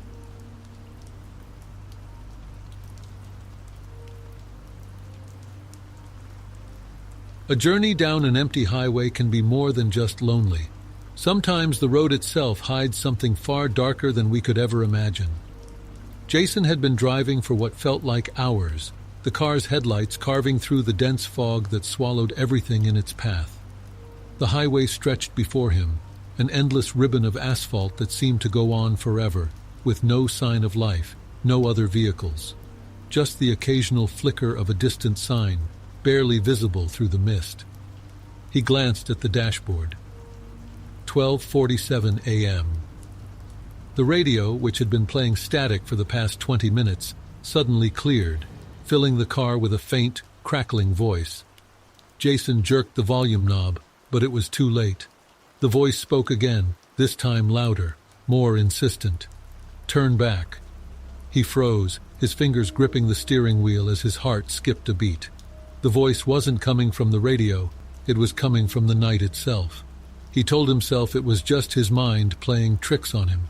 He had been driving for too long, he was tired, maybe even a little delirious. But there was something about this stretch of highway, this desolate road, that felt wrong. The landscape around him was flat and barren, no trees, no hills, just an expanse of dark, featureless land. Another crackle from the radio, and the voice returned, softer now, like a whisper just out of reach. "Turn back, or you won't make it."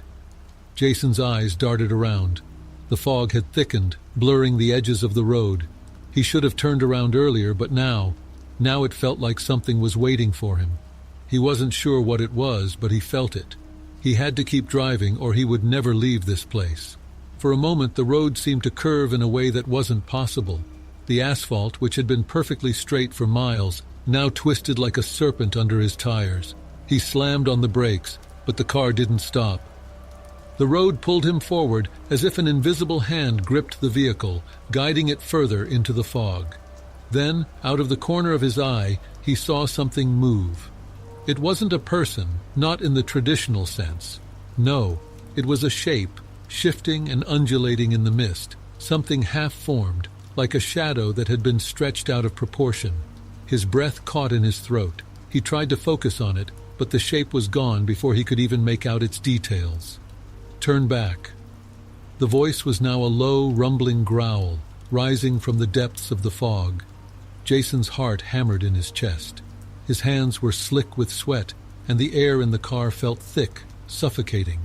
He pressed harder on the accelerator, desperate to get away, but the road had become a maze, twisting in unnatural directions.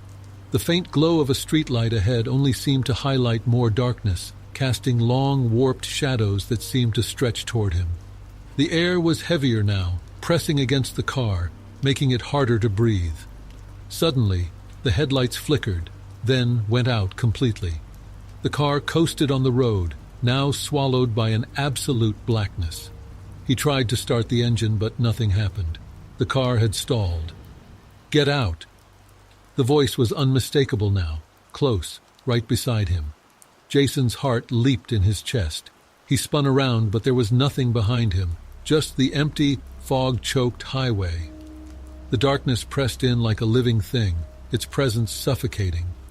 The door handle was cold beneath his fingers as he reached for it, his mind screaming for him not to do it, but he couldn't stay in the car. The feeling of being watched was overwhelming. He had to get out. The door creaked open, and he stepped into the thick fog, the dampness clinging to his skin like a second layer. The silence was absolute. Not even the sound of his footsteps on the road could be heard. Then, from the darkness, something shifted. A figure draped in shadow moved toward him. Its form was indistinct, a vague silhouette that seemed to melt in and out of existence with every step. Jason's breath caught in his throat. The figure stopped just out of reach, its presence oppressive, like the weight of centuries pressing down on him. "You shouldn't have come," it said, its voice a rasping whisper that chilled him to the bone. Jason stumbled backward, his mind screaming at him to run, but his legs refused to move. The figure stepped forward, and with each step, the ground seemed to bend beneath it, distorting reality itself. The fog thickened, swallowing the figure whole, and as quickly as it had appeared, it was gone, leaving behind only a lingering sense of dread. Jason turned and ran, his heart pounding in his chest as his feet pounded against the road. The car was still there, but it felt like a lifetime away, the distance between them growing with every breath. He didn't look back. The road stretched on forever. When he finally reached the car, he opened the door and collapsed inside, his hands shaking as he tried to start the engine. The radio crackled again, and this time the voice was different. "Turn back," it said, but it was no longer a warning. It was a command. Jason slammed his foot on the gas, the car lurching forward into the fog. But no matter how fast he drove, the road never ended. It stretched on, a loop of endless highway pulling him deeper into its grasp. And no matter how many times he looked at the clock, it was always the same time, 12:47 a.m.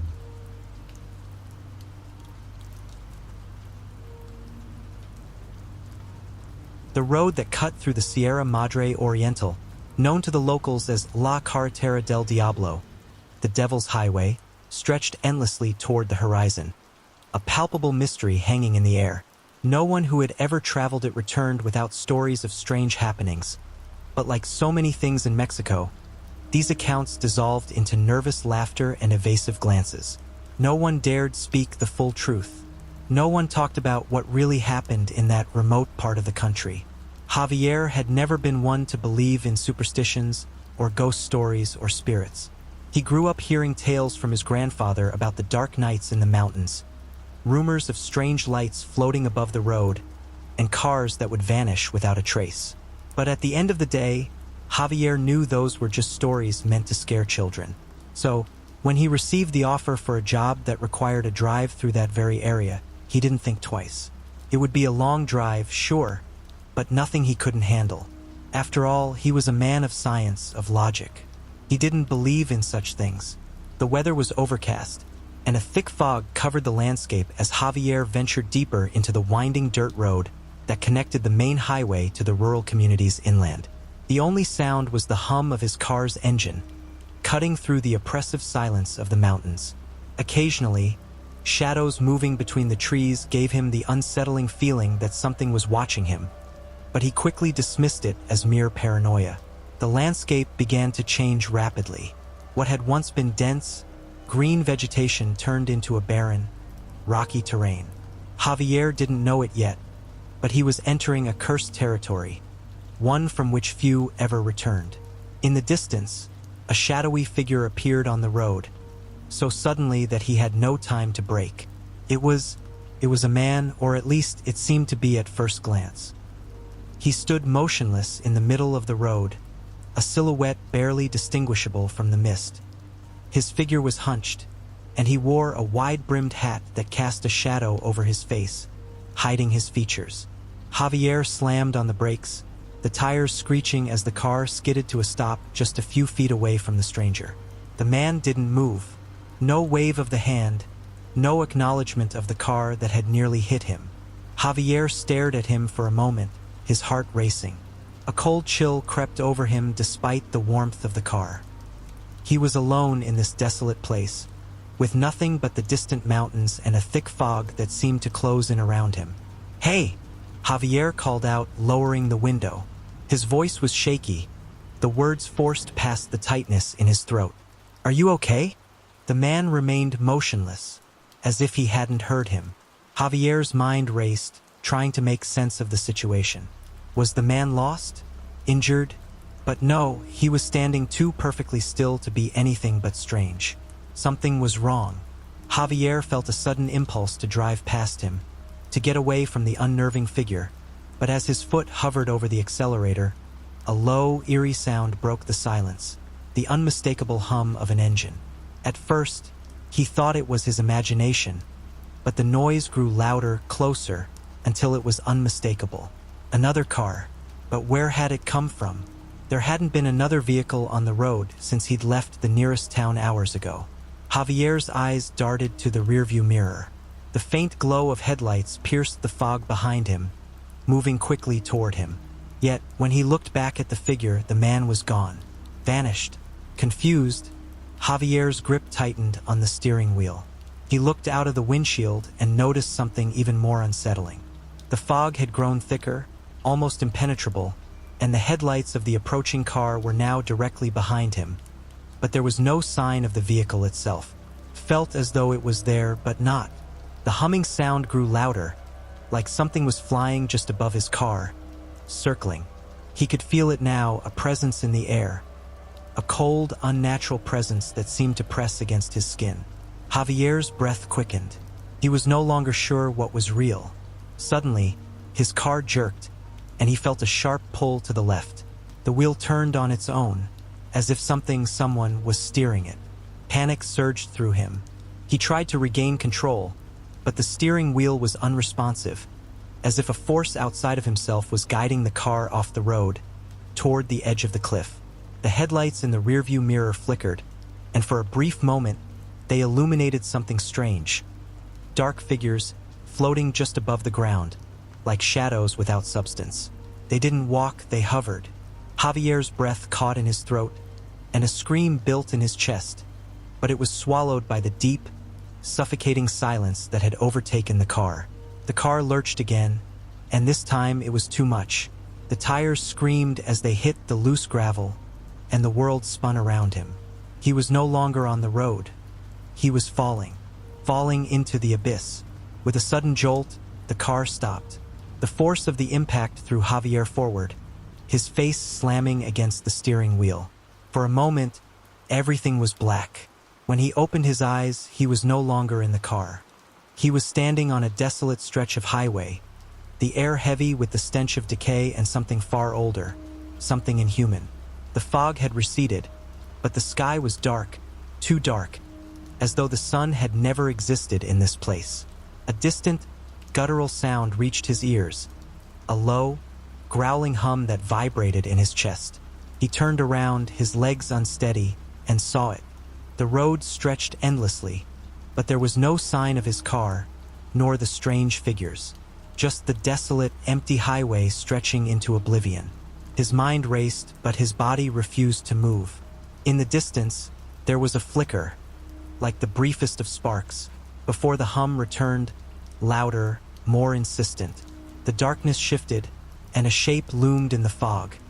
A shape that wasn't quite human, nor entirely animal. It stood there, its elongated form casting a shadow against the fog, waiting. Javier's heart pounded in his chest, but his body refused to flee. He felt rooted to the spot, as though the very ground beneath him was part of the malevolent force that surrounded him. And then the whispers began. They were soft at first, voices in a language he couldn't understand, calling to him, pulling at him, begging him to listen. But as they grew louder, he could feel them in his skull, gnawing at his mind. The figures, the things in the fog, moved closer, circling him. He could hear their voices now, clearer. They weren't speaking to him. They were speaking through him.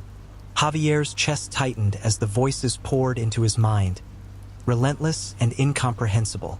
They came from all directions, whispers that coiled around his thoughts, making it impossible to distinguish his own fear from their collective madness. His body was frozen, gripped by an invisible force that made even the slightest movement impossible.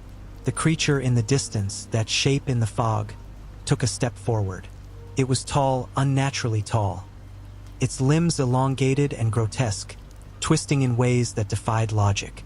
Its head was massive, misshapen, with too many eyes, too many teeth, and a mouth that seemed to stretch wider than any human could possibly manage. As it moved, the air grew colder, and the hum grew louder, vibrating through the very core of his being. Javier wanted to scream, to run, but his voice was choked by the weight of the air around him, and his legs felt like lead. Every muscle in his body screamed for him to move, but it was as if something unseen was holding him in place. His heart pounded in his chest, each beat like the rhythm of some dreadful drum, growing faster, faster, and faster until he thought his heart might explode. The creature, if it could even be called that, came closer. Its steps made no sound against the asphalt, and yet it seemed to consume all the noise around it, as though its presence sucked the world dry of sound. With each step, the fog seemed to grow denser, suffocating, swallowing the road, the sky, and even the faint light that dared to hang in the air. Javier's breath came in shallow, desperate gasps. Then the whispers changed. They were no longer unintelligible murmurs. They began to form words that Javier understood, but that made no sense. "You shouldn't have come. It's too late. They're already watching." The words cut through his mind like a blade. Javier tried to shake them off, tried to block them out, but it was as if his own thoughts were no longer his own. They were being replaced by something darker, something older than the earth itself. A chill swept through his spine as he saw it. In the fog, behind the creature, more shapes were moving, hundreds of them. Not figures, not people, but things. Shadowy, translucent forms that shifted and slithered, each one distinct, yet all connected. They were watching him. They were waiting. He felt a sudden compulsion to move, to look away, but his body refused to obey. His hands were trembling now, though he couldn't remember when they had started. He tried to turn his head, to look anywhere but at the thing in front of him, but something kept his gaze locked in place. It was as if the creature's eyes were not just looking at him but through him, pulling the very essence of his being into some unseen dimension. "Help us," the creature whispered, its voice now deep and guttural, the words reverberating in his chest. "You've already taken the first step. You're already part of it now." Javier's mind swam with confusion. Part of it? What did that mean? What did they want? He felt a sense of vertigo, as though the ground beneath him was shifting. The world seemed to tilt and warp, reality itself bending under some unseen weight. The creature's mouth opened, revealing rows of jagged, broken teeth, and from within came a sound unlike anything Javier had ever heard. It was the sound of thousands of voices speaking at once, overlapping, calling his name, tearing through his mind, each syllable scraping at the edges of his sanity. "Join us," it hissed, a voice that seemed to come from everywhere and nowhere at once. The shadows behind it swirled, pulsing like a living thing, each movement deliberate and slow, as though savoring his terror. Javier's stomach twisted into knots, his body screaming in agony as he fought against the invisible bonds that held him in place. The voices echoed in his mind, louder now, too loud, an endless cacophony of desperation and hunger. His vision blurred, the world around him flickering, like a broken film reel struggling to maintain coherence. "You are ours," the creature growled, its breath hot against Javier's skin despite the freezing cold of the air. "You've crossed the threshold. You've entered the realm beyond the living." Javier's world fractured. The road, the fog, the mountains. All of it seemed to dissolve, leaving him standing on a precipice between two worlds, one of life and one of an eternity he could never escape. The edges of his vision warped, bending into a dizzying spiral as the presence of the creatures overwhelmed him, suffocating him with their unseen touch. Suddenly, a crackling noise filled the air, a harsh, static sound that cut through the whispers. Javier's heart skipped a beat. His mind, barely holding on to reality, grasped for something familiar, something that made sense. The static intensified, and then, in a blinding flash of light, everything went silent. The fog dissipated. The creatures were gone. Javier found himself back in the driver's seat of his car, his hands clutching the steering wheel, his knuckles white with tension. His breath came in sharp gasps, and his body was slick with sweat. The car was no longer on the mountain road. It was parked on the side of the highway, its engine off. The road was empty, still, quiet. His pulse raced, but he didn't dare move. His mind was a maze of confusion and horror. Had it all been a hallucination? Had he lost his mind? But as he looked out the window, the same oppressive silence hung in the air, broken only by the wind that whispered through the trees. He glanced in the rearview mirror, expecting to see nothing but the empty stretch of road behind him. But instead, his reflection stared back at him, only it wasn't quite his own. The face in the mirror was gaunt, pale, and wide-eyed with terror. It was as if he had aged years in a single instant. And then, a slow smile crept across the reflection's face, a smile that wasn't his own. Javier blinked, and the face was gone. But the whispering, the voices, they had followed him. They always would. Javier's heart pounded violently, and his breath caught in his throat as he stared at the rearview mirror. His reflection was now completely normal. He rubbed his eyes, almost as if trying to convince himself that what he had just seen was an illusion. But the feeling remained. There was a presence, something watching him, lurking just beyond his comprehension. He turned the key in the ignition, his hands shaking uncontrollably. The car sputtered to life, the low hum of the engine filling the void of the night. But the silence felt wrong. It was too perfect, too suffocating, like the world had been hushed on purpose. A silence that wasn't natural. A silence that pressed against his eardrums, making it impossible to ignore. Javier forced himself to look away from the rearview mirror, focusing on the road ahead. But there, just at the edge of the dim headlights, a figure stood. He slammed on the brakes, the tires screeching against the asphalt. His breath hitched as he stared into the dark outline of a person standing perfectly still on the side of the road. It was a man, his body tall, thin, and unnervingly rigid. His features were indistinct, blurred as though they couldn't quite stay in focus, shifting like smoke caught in a wind that didn't exist. "Help me!" The voice was faint, and it was not a voice that came from the man's mouth. It felt as if the sound itself was being birthed from the ground beneath him, from the very air. Javier's hand instinctively reached for the door handle, but then stopped. What was he doing? Why would he get out of the car? He wasn't supposed to interact with this, whatever this was. The man, if that was even a man, started walking toward him slowly, almost deliberately. Each step seemed too deliberate, too purposeful, as if every motion had been calculated. His body did not sway or shift with the natural grace of a human. It moved in rigid angles, as though its limbs were on the verge of snapping at any given moment. Javier's pulse raced. A part of him wanted to drive away, to escape, but another part of him, something deeper, something primal, was paralyzed by the grotesque, hypnotic movement of the figure. He watched, almost entranced, as the man continued his approach. "Help me!" The voice grew louder now, but it wasn't coming from the figure. No, it was coming from everywhere. The sound wrapped around him like a wave of icy water, crashing over his mind, drowning his thoughts. His hands gripped the steering wheel so tightly his fingers went numb, but he couldn't look away. The man, or whatever it was now inches from the windshield. He could see his face clearly now, but it was not the face of a person. No, it was a face that seemed to be made from shifting things, like it couldn't decide what it was. The eyes, if you could call them eyes, were hollow, black voids that seemed to draw the light from the air itself. They stared at him with an unnatural intensity, as though they could see everything inside him, tearing through his memories and fears like an open wound. Suddenly, the air in the car grew heavy, thick, like trying to breathe underwater. The car's lights flickered, and for a brief second, the landscape around him warped. The road stretched and bent in impossible directions, curving and twisting in ways that defied geometry, like the very fabric of reality had unraveled. Javier's breath came in ragged gasps.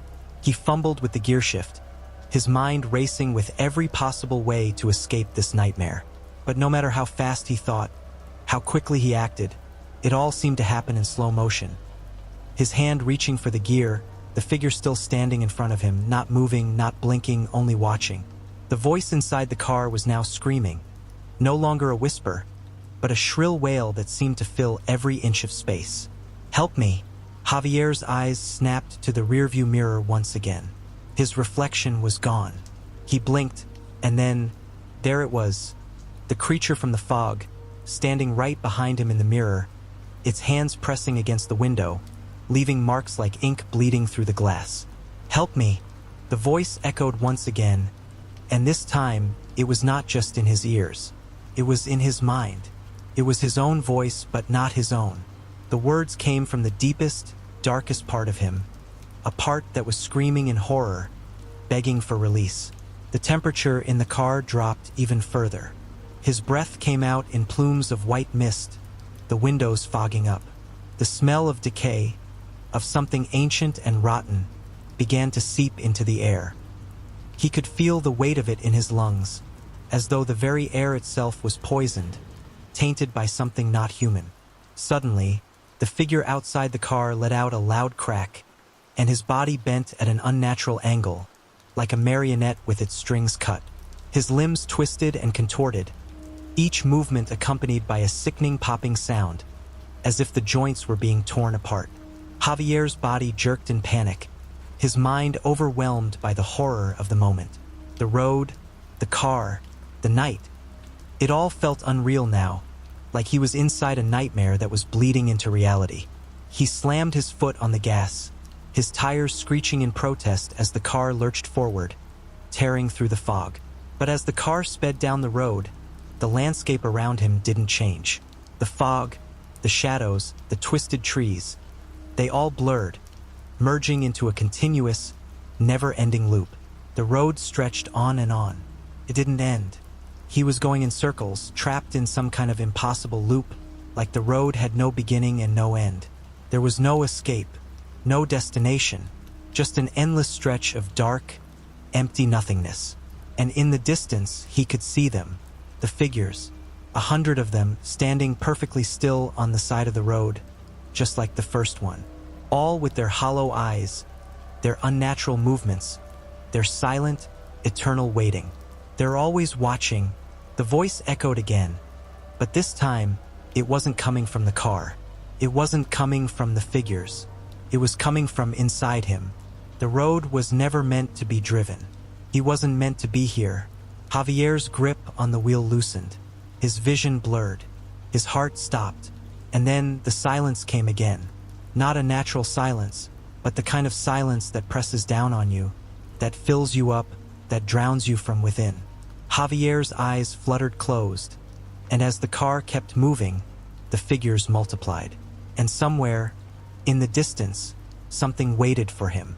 As the car continued its endless journey through the void, the feeling of isolation deepened. Javier could no longer remember the direction he was traveling, nor could he recall the last turn he had made. Time had become irrelevant, stretching and twisting in impossible ways. The headlights of the car illuminated only a foggy, infinite blackness, and yet, he couldn't shake the sensation that the darkness was alive, breathing with him, suffocating him from all sides. Suddenly, a sharp noise cut through the silence, a low, guttural hum that seemed to come from the very earth itself. The sound was so deep it vibrated in his bones, making the car's frame tremble like a leaf caught in a storm. Javier's pulse quickened as the sound grew louder, more resonant, and somehow more familiar. Felt like it was calling to him, urging him forward. Without thinking, his hands gripped the steering wheel tighter. He didn't know why, but he felt an overwhelming urge to follow the noise. It was as though the car was no longer his to control, the engine purring like an ancient beast, pulling him towards something unseen. In the rearview mirror, the fog seemed to shift once more. The figures were gone, but something else was taking their place. Shapes, twisted and shifting, began to emerge from the dense mist. Javier squinted, his heart thudding in his chest. They weren't human, at least not in any sense he could understand. These were creatures, their bodies long and contorted, with skin like raw leather stretched too tightly over their bones. Their eyes glowed faintly, pale like the moon, but there was no warmth in them, no humanity, just the unblinking stare of something that had seen too much, something that had lived far longer than any mortal should. One of them took a step forward, then another, and another. Javier's breath caught in his throat as he tried to accelerate, but the car seemed to be moving slower, as if the very road beneath him was trying to hold him in place, unwilling to let him escape.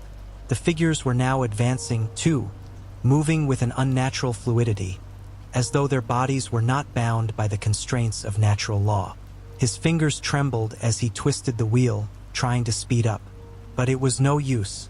The creatures were almost upon him now, their eyes fixed directly on him, staring through the windshield with a cold, knowing gaze that sent a chill down his spine. He could feel it then, creeping into his chest, a pressure like a weight on his heart. It wasn't just fear anymore. It was something deeper, something older. It was as if something in the car, in the road, in the very air had been waiting for him all along. He had been drawn here for a reason, but what was it? Then, without warning, a flash of light broke through the fog, briefly illuminating the figures. For a split second, Javier saw them more clearly. Their limbs were twisted and asymmetrical, some even broken in places, as though their bodies had been distorted by something incomprehensible. Their faces were stretched into grotesque smiles, their mouths impossibly wide, filled with rows of jagged teeth. Their skin was mottled with patches of darkness, pulsating as though something lived underneath. As the light flickered out, the road ahead seemed to change again. The blackness deepened. The fog thickened until it swallowed the car completely. Javier couldn't see anything anymore. The car's headlights were useless.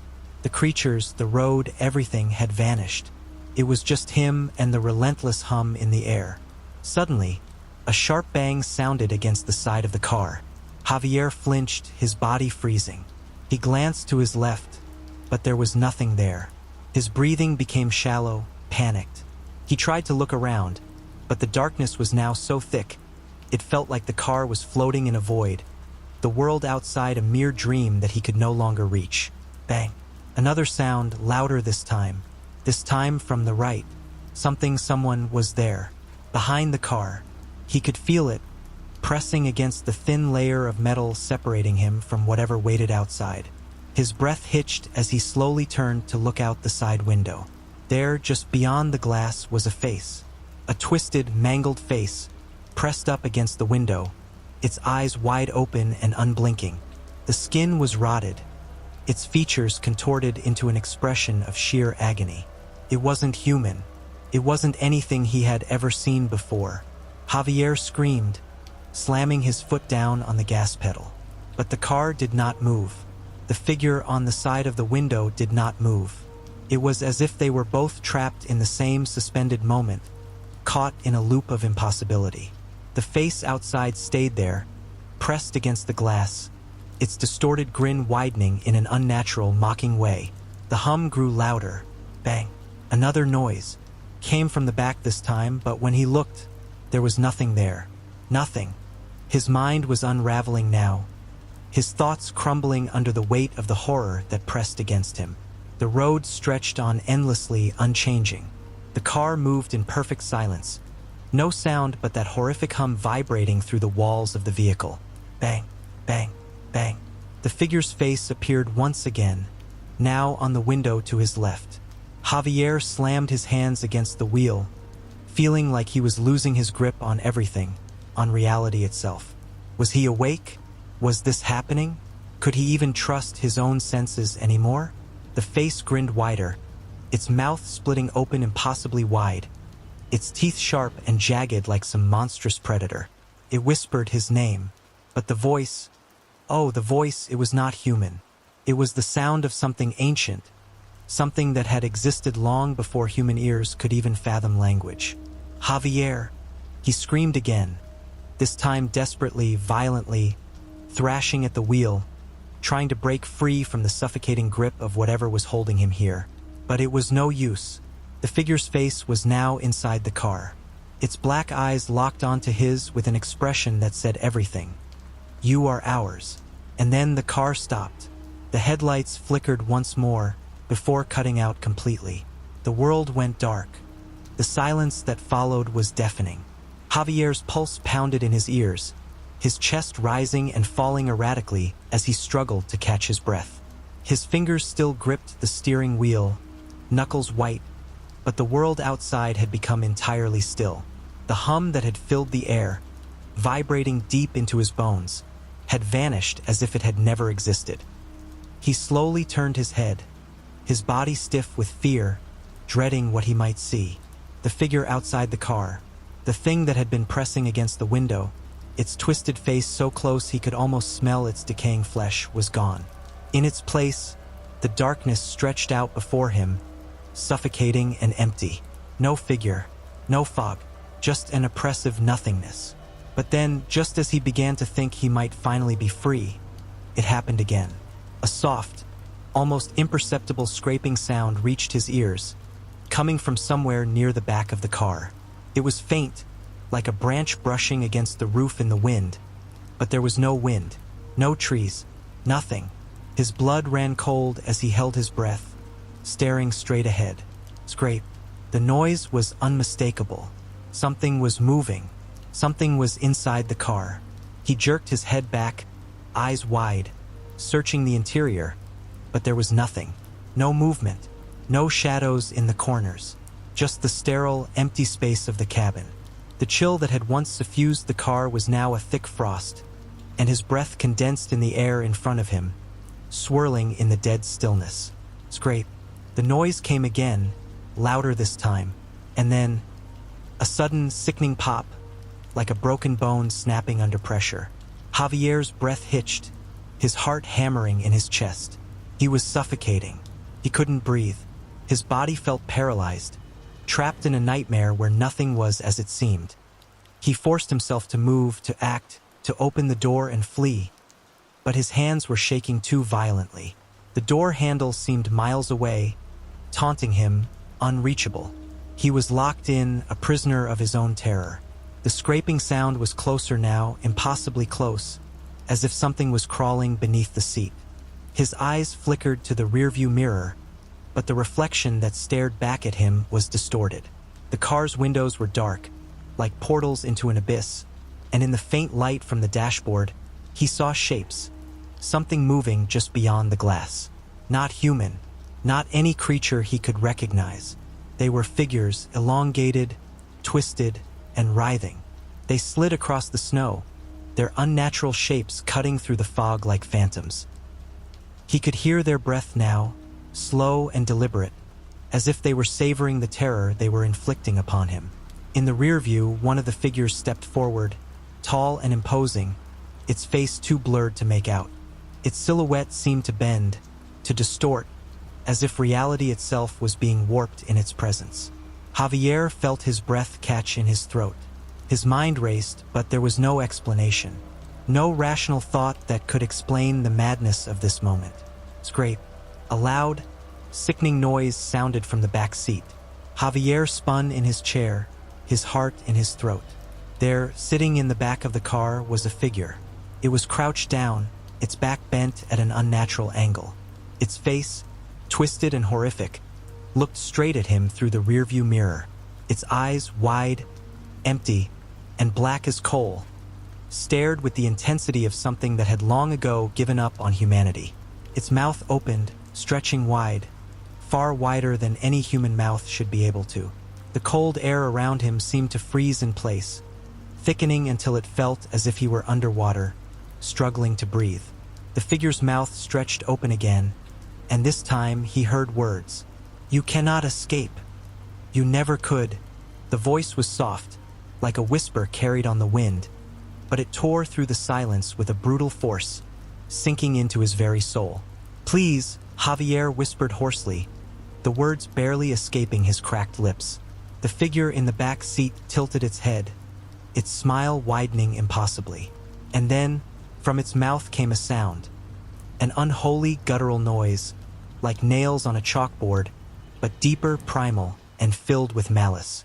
It reverberated through the car, through the bones of his very being. The car jolted forward suddenly, as though yanked by an invisible force. Javier gasped, his body thrown against the seat, his grip on the wheel lost for a moment. He looked ahead, and for a brief second, the road seemed to stretch on endlessly. But then, a sharp crack, the windshield shattered. He gasped, heart hammering. Something had slammed against it, something from the darkness. He couldn't see what it was, but he could feel it now. He could feel it, the presence suffocating, malignant, alive. And that's when he saw it. In the reflection of the broken glass, the figures, no longer just shadows, moved closer. They were outside the car now, surrounding him, their long, twisted forms blotting out what little light the headlights had left. He could hear the sound of their breath, a slow, deliberate inhale, as if they were savoring the final moments of his sanity. Javier slammed the gas pedal with all his might, but the car didn't move. It was as if the road itself was holding him in place, refusing to let him go. The figures in the mirror were getting closer, their eyes locked onto him with an intensity that made his blood run cold. "You will not leave. You will never leave." The voice came again, this time from all directions. The words wrapped around him, suffocating him. He could no longer hear the hum, the scraping, the growls. It was only the voice now, the terrible, mocking voice that seemed to come from every direction at once. "You will stay here forever. This road is your end. Your fate is sealed." Javier's breath came in shallow gasps. His fingers went limp on the wheel, and his head fell forward, his consciousness slipping into the abyss. And then, just as the final shadow touched the glass, everything went black. Javier had stopped trying to rationalize what was happening. The road, which had once seemed like a simple route to his destination, had now become a maze with no exit. The fog seemed to have a life of its own, wrapping his car in an ever-tightening grip, as though trying to swallow it whole. The headlights illuminated only a few feet ahead, but the sense that something was stalking him remained constant. A dull crack echoed through the car, as if the wheels had run over something heavy, but when Javier looked, all he could see was the fog thick as a blanket of terror. His breath quickened. He was no longer alone. He knew the shadows moving around him were more than just illusions, but something inside him told him not to look, that looking would only make it worse. But he couldn't stop himself. Every time he passed a bend in the road, he could see them, figures blurred and distorted, walking beside him, their eyes locked on him as though they were waiting. The steering wheel trembled in his hands. The pressure was mounting, as if someone was pushing from the other side. Javier wanted to leave the car, to scream, to run, but his body refused to respond. A sound came from the back seat. A whisper, a woman's voice, barely audible, repeated his name. But it wasn't a gentle whisper. It was one filled with desperation, as though calling from an abyss of eternal pain. The figure in the rearview mirror drew closer. The edges of its form were indistinct, an outline that seemed to shift and distort with every glance. Javier's heart pounded in his chest as he stared, transfixed. There was no escape. The car lurched violently, as though something had taken hold of it from within the fog, dragging it down a path he couldn't see, couldn't avoid. His hands, clammy and stiff, reached for the door, but the handle wouldn't turn. The fog had seeped into the vehicle itself, suffocating the air, making each breath harder to take. Javier's pulse throbbed in his temples. The whispers became louder, clearer, until they filled his mind, drowning out all else. "It's too late," the voice said. "You've been chosen." His vision blurred as the figures outside the car pressed closer, their faces distorted, their mouths open in silent screams. The temperature in the car plummeted. He could see his breath in front of him, thick and freezing. The entity in the mirror now loomed so large that it consumed the reflection entirely. It wasn't human. It wasn't anything he could recognize. In his final moments, Javier understood the truth. He wasn't merely trapped on this road. He was part of it, a sacrifice to something far older and far more terrifying than he could ever comprehend. The ground beneath him seemed to crack open as the car jerked violently. And then, with a final, suffocating breath, Javier was gone. The car came to a halt, the fog slowly dissipating. The road, once so full of dread, now stood empty, silent, as if it had never known the presence of the man who had been foolish enough to drive down it. But if one were to look closely, they would see the faintest outline of a figure at the edge of the fog, still waiting for its next victim. The road, it seemed, was never truly empty.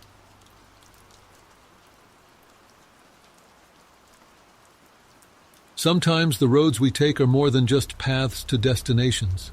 Some lead us to places we are better off never finding.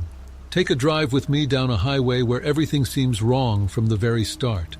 The night was oppressive, the kind of dark that felt almost tangible, as though the world itself had become smothered under a blanket of black. Sarah had been driving for hours, her headlights barely cutting through the dense fog that had rolled in over the highway. It wasn't unusual for fog to appear late at night, but this felt different. The air was still, almost too still. Not a sound, not even the usual hum of tires against asphalt. Her passenger, Ethan, shifted uncomfortably in his seat. "We should have turned back," he muttered, glancing out the window at the creeping mist that seemed to cling to everything. Sarah shot him a quick look. "We're almost there. You said this place was easy to find." Ethan didn't reply, his lips pressed into a thin line. The map he'd been following had long since become useless, and the GPS had started malfunctioning the moment they turned onto this road. He could have sworn that the last sign they passed had been miles behind them, but now it seemed as if they were driving on a stretch of road that had no end. The same dark trees lined the edges, their branches reaching out like skeletal arms, the fog weaving between them like an unholy presence. "You sure we're not lost?" Ethan asked, his voice a little more anxious now. Sarah didn't answer, her eyes scanning the road ahead. She wasn't sure what to make of the feeling that had crept into her chest.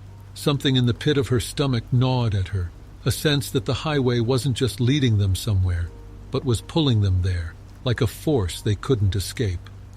"We'll be fine," Sarah said, her voice more to reassure herself than him. But it wasn't fine. The road ahead began to warp, bending unnaturally. Sarah had driven this highway countless times, but now it seemed as if the pavement had become alive, stretching and twisting as though it was trying to lead them off the path. She squinted ahead, her eyes locking on a dark shape emerging from the fog, a figure standing in the middle of the road. "Sarah, stop!" Ethan shouted. She slammed the brakes, the car screeching to a halt just inches from the figure. It was a man, hunched over, his clothes ragged, his face hidden beneath a hood. Sarah's breath caught in her throat, and for a moment neither of them moved. Then the figure straightened, his head lifting, and their eyes met.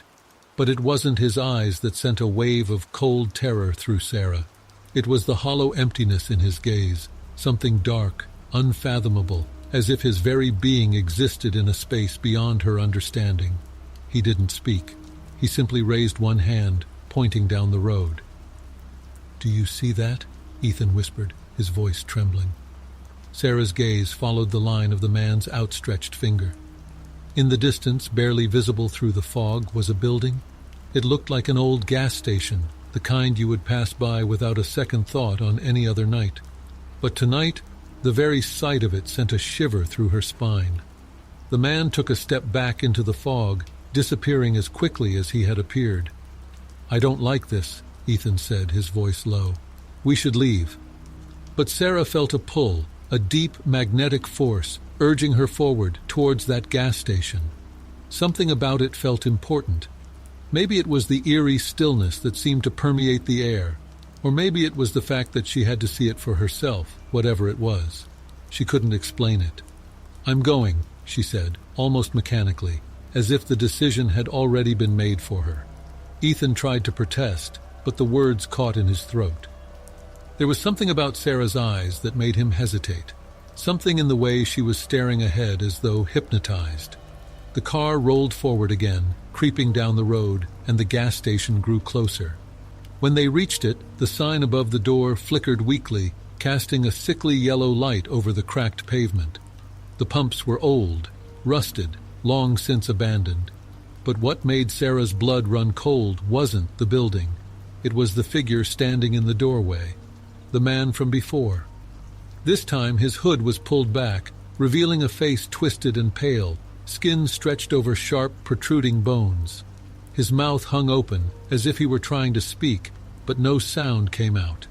His gaze, empty and hollow, locked onto Sarah's as she stopped the car. She should have driven away. She knew that. But the fog thickened, and the world outside seemed to blur, as if the station and the road itself were becoming one. The air in the car was heavy, suffocating. She could barely breathe. "We need to go now," Ethan urged, his voice rising in panic. But it was already too late. The moment Sarah turned the key to drive away, the figure moved, stepping toward the car with an unnatural speed. The headlights flickered, and for a brief, terrible moment, Sarah saw the man's face, grotesque and distorted as he grinned, a grin that seemed too wide, too wrong to belong to any human being. Then everything went dark. The engine sputtered, the lights died, and the car coasted to a stop. Ethan grabbed Sarah's arm, shaking her, but she didn't respond. Her eyes were wide open, staring straight ahead, locked on the figure that stood just outside the car. The man's mouth opened again. This time the voice didn't come from him. It came from everywhere, from the fog, from the road, from the very air around them. "Now you're part of it," the voice whispered. And then there was nothing but silence.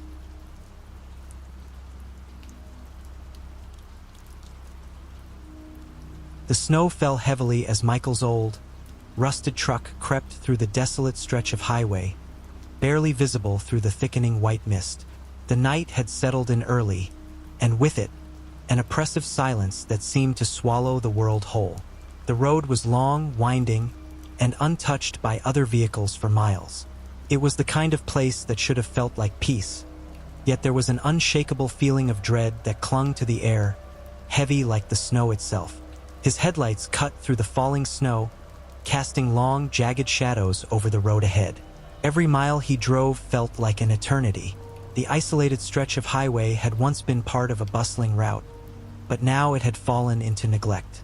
The faded signs and the occasional rusted guardrail were the only remnants of a time long past. He had heard the stories, of course, the local legends of drivers who vanished without a trace, the sightings of strange figures wandering the snowbound road at night, their faces twisted in agony. But Michael didn't believe in ghosts. Not anymore. He shifted uncomfortably in his seat, his grip tightening on the wheel as the wind howled outside. His stomach churned with unease, but he couldn't afford to stop. He had to keep moving, had to get to the next town before the storm turned into something worse. The radio had stopped working hours ago, its static more unsettling than any song. Suddenly, the truck hit a patch of ice, and Michael's heart jumped into his throat. He fought to regain control of the wheel as the tires skidded dangerously close to the edge of the road. The truck jerked sharply to the right, but somehow he managed to right it, his breath coming in shallow gasps. He cursed under his breath, hands trembling as he slowed to a crawl. Out of the corner of his eye, he saw something, a flash of movement in the snow. It was fleeting, a figure that seemed to appear from nowhere and then disappear into the white abyss. He slammed on the brakes, the tires crunching loudly on the frozen ground, and the truck came to a screeching halt. He stared out into the darkness, his pulse hammering in his ears. First, he saw nothing, just the endless white of the snowstorm. But then he heard it, the faint sound of footsteps, slow, unsteady, as though someone or something was walking just beyond the reach of his headlights. "Hello," Michael called out, his voice trembling in the cold, the words swallowed by the storm. No answer. He turned the key in the ignition, but the engine sputtered, refusing to start. Panic crept up his spine. He tried again. Nothing. The truck was dead. The footsteps continued, closer now. Slow, deliberate. Then, without warning, they stopped. A shiver crawled up his neck. His eyes darted around, but there was no one. No figure in the snow. Just the dark, oppressive quiet. Then, something brushed against the truck. A cold hand, as if it were the wind. But the sensation lingered, like ice settling deep into his bones. His breath caught in his throat, the cold air too sharp, too real. "Who's there?" Michael called again, his voice cracking. His body was frozen in place, every instinct telling him to drive, to leave, to get the hell out of there. But his truck wouldn't start, and the fear, it was paralyzing. He opened the door, his breath visible in the icy air. He stepped out, the crunch of his boots on the snow louder than the howling wind. The world around him seemed to close in, the snow swirling in strange, unnatural patterns. He looked down the road, but there was nothing to see except the infinite stretch of snow and darkness. And then he heard it, closer this time. A voice, barely a whisper, but enough to send his blood running cold. It was a woman's voice, low and mournful, as if she was calling from the depths of a grave. "Help me!" He spun around, searching the dark landscape. Nothing. There was no one, no sign of life. His heart raced as the voice echoed again, louder this time.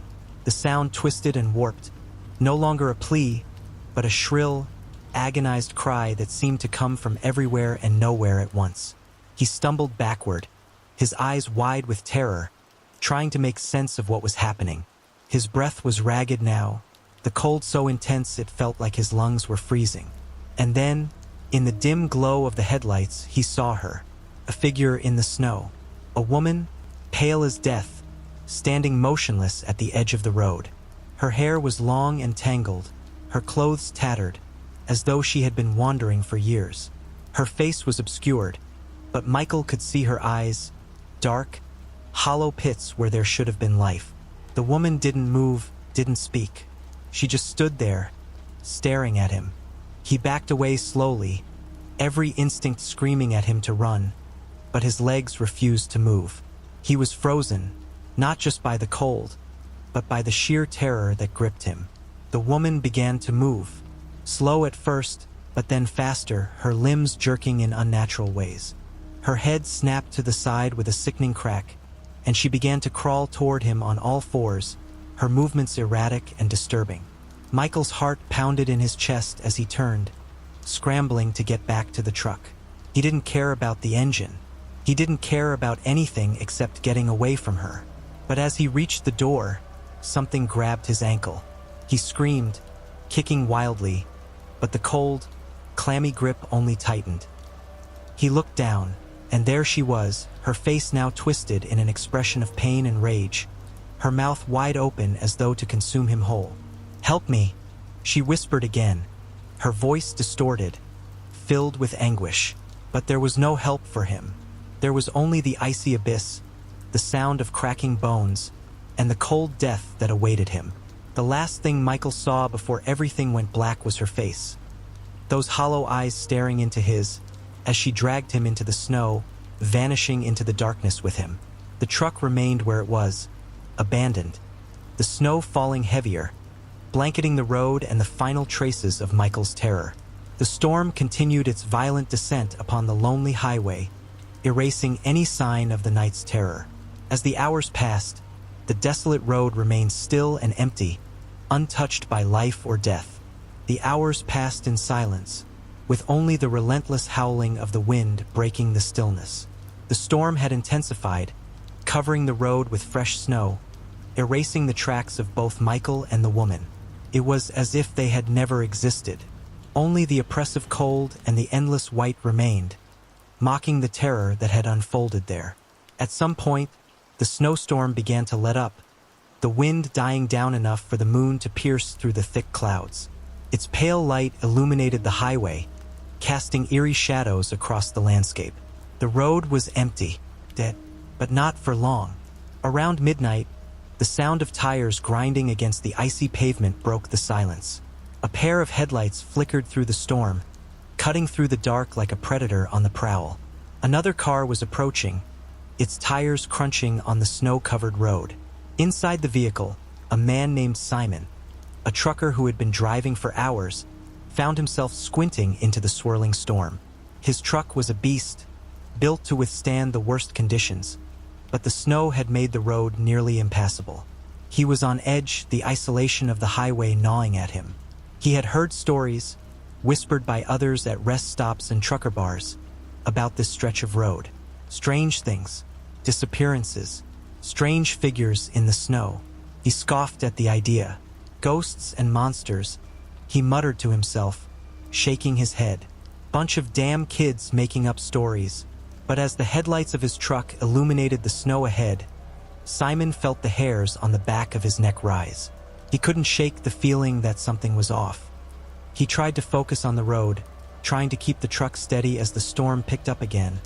But every few minutes, his eyes would flick to the side, as though expecting to see something or someone, lurking just beyond the reach of his lights.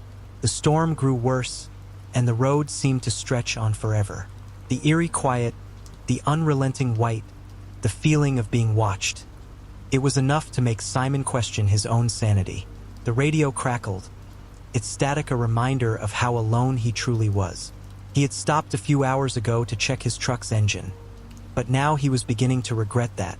Something didn't feel right, and then, just ahead, the figure appeared. At first, he thought it was another mirage brought on by the snowstorm, a trick of the light. But no, as he drew closer, he saw her. The woman, the same woman that Michael had seen. She stood in the middle of the road, her tattered clothes fluttering in the wind.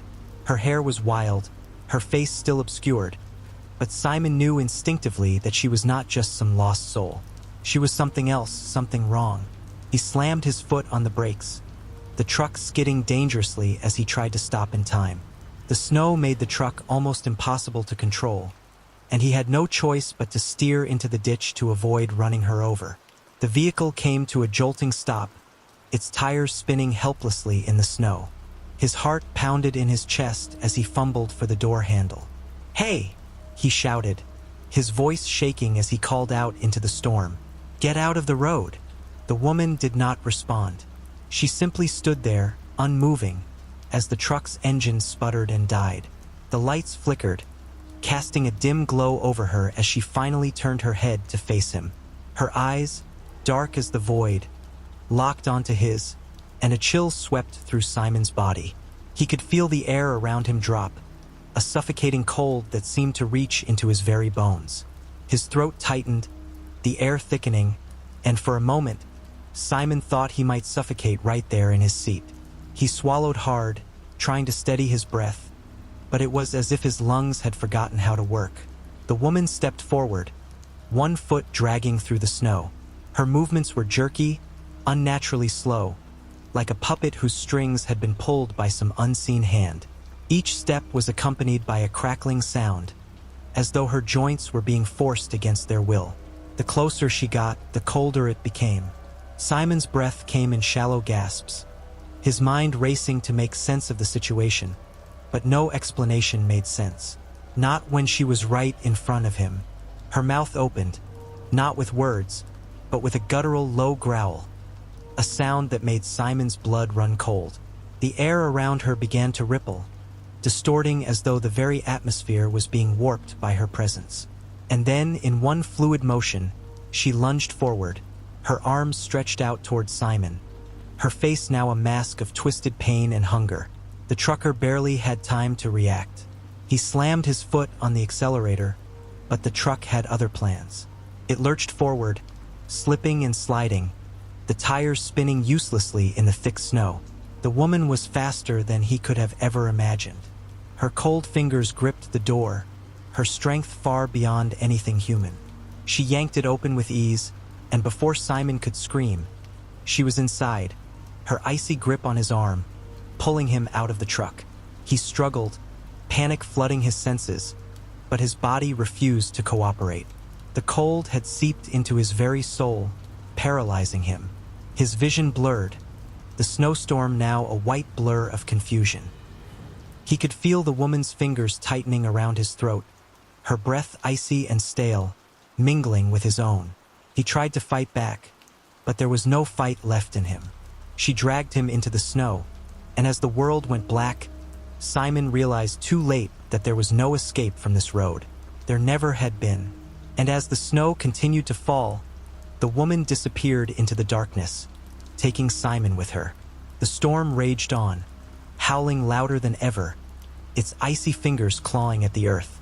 The white horizon stretched endlessly, swallowing the road, erasing the tracks of Simon's truck, and leaving behind nothing but an unbroken sea of snow. Time itself seemed to be lost in this endless void, and for a moment, the world was as silent as the grave.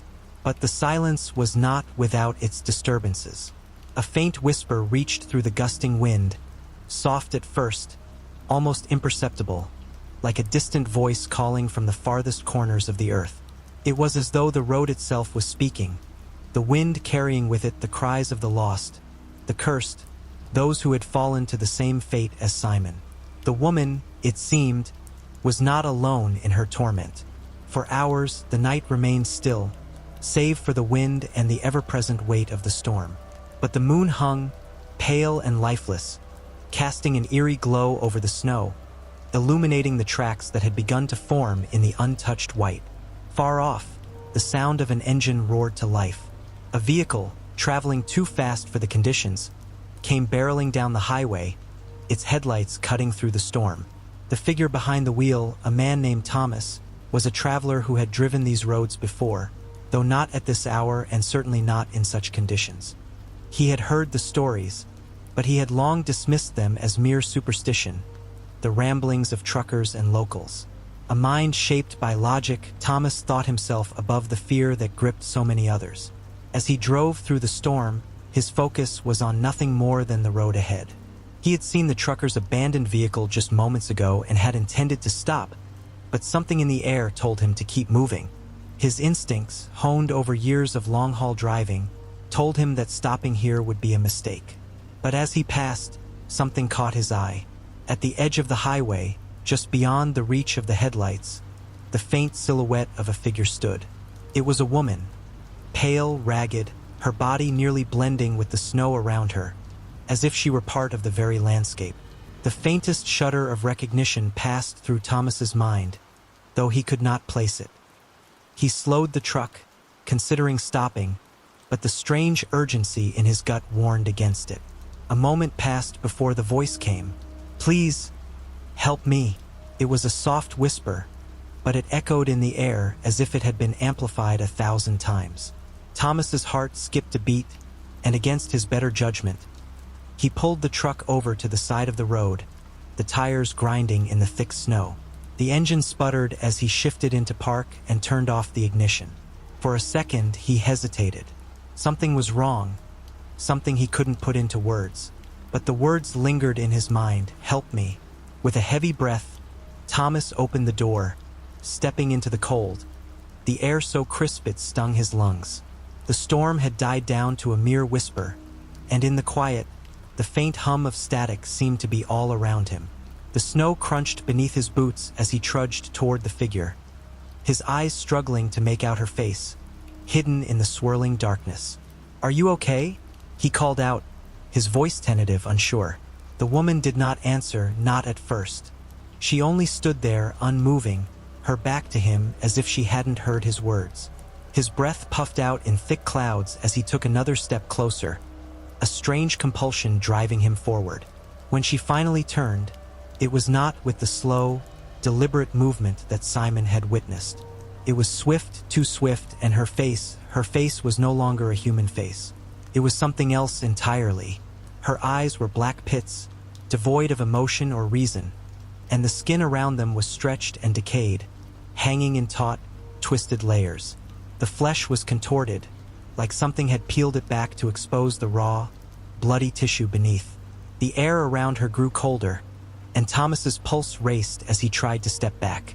But he was rooted to the spot, his feet as though frozen to the ground. She spoke again, but this time, the words were a rasp, a sound that made his spine twist in agony. "You shouldn't have stopped." Before Thomas could even react, her hand shot out toward him, faster than he could comprehend. Her fingers wrapped around his wrist with an unnatural strength, and his body went cold. His mind screamed to break free, to fight, but all his limbs refused to obey. The grip of the woman tightened like an iron vice, and Thomas could feel the life draining from him, as though she were feeding on his very soul. Her lips parted in a twisted grin, her teeth like jagged shards of glass. "You were warned," she whispered, her voice now thick with malice. "None leave this road." A horrible screech filled the air, a shrill, bone-chilling sound, and Thomas felt the pressure on his wrist increase. His vision blurred, the world spinning around him. His knees buckled, and he sank to the ground, the woman's figure now looming over him like a darkened shadow, swallowing him whole. And then, as suddenly as it had all begun, the woman released him. Her grip vanished, and the pressure in his chest lifted. He gasped for breath, his heart pounding, his body trembling uncontrollably. He looked up, but the woman was gone, vanished into the storm, leaving no trace but the cold, the silence, and the faintest echo of her laughter, distant and mocking. Thomas, his mind unraveling, crawled back to his truck, his limbs aching with the strain. The storm was beginning to pick up again, and the sound of the wind howling through the trees was the only thing he could focus on. He had to get out of there. He had to leave. With great effort, Thomas climbed into the truck, his hands shaking as he grasped the wheel. The engine roared to life, its sound deafening against the silence of the night. But as he drove, he felt the cold presence at his back, the weight of something watching him. The woman was still out there in the snow somewhere, and Thomas knew that the road had claimed him too. As Thomas drove away, the road stretched out before him, endless and blinding in the glare of the truck's headlights. The snow was falling heavily again, a thick blanket of white that seemed to devour everything in its path.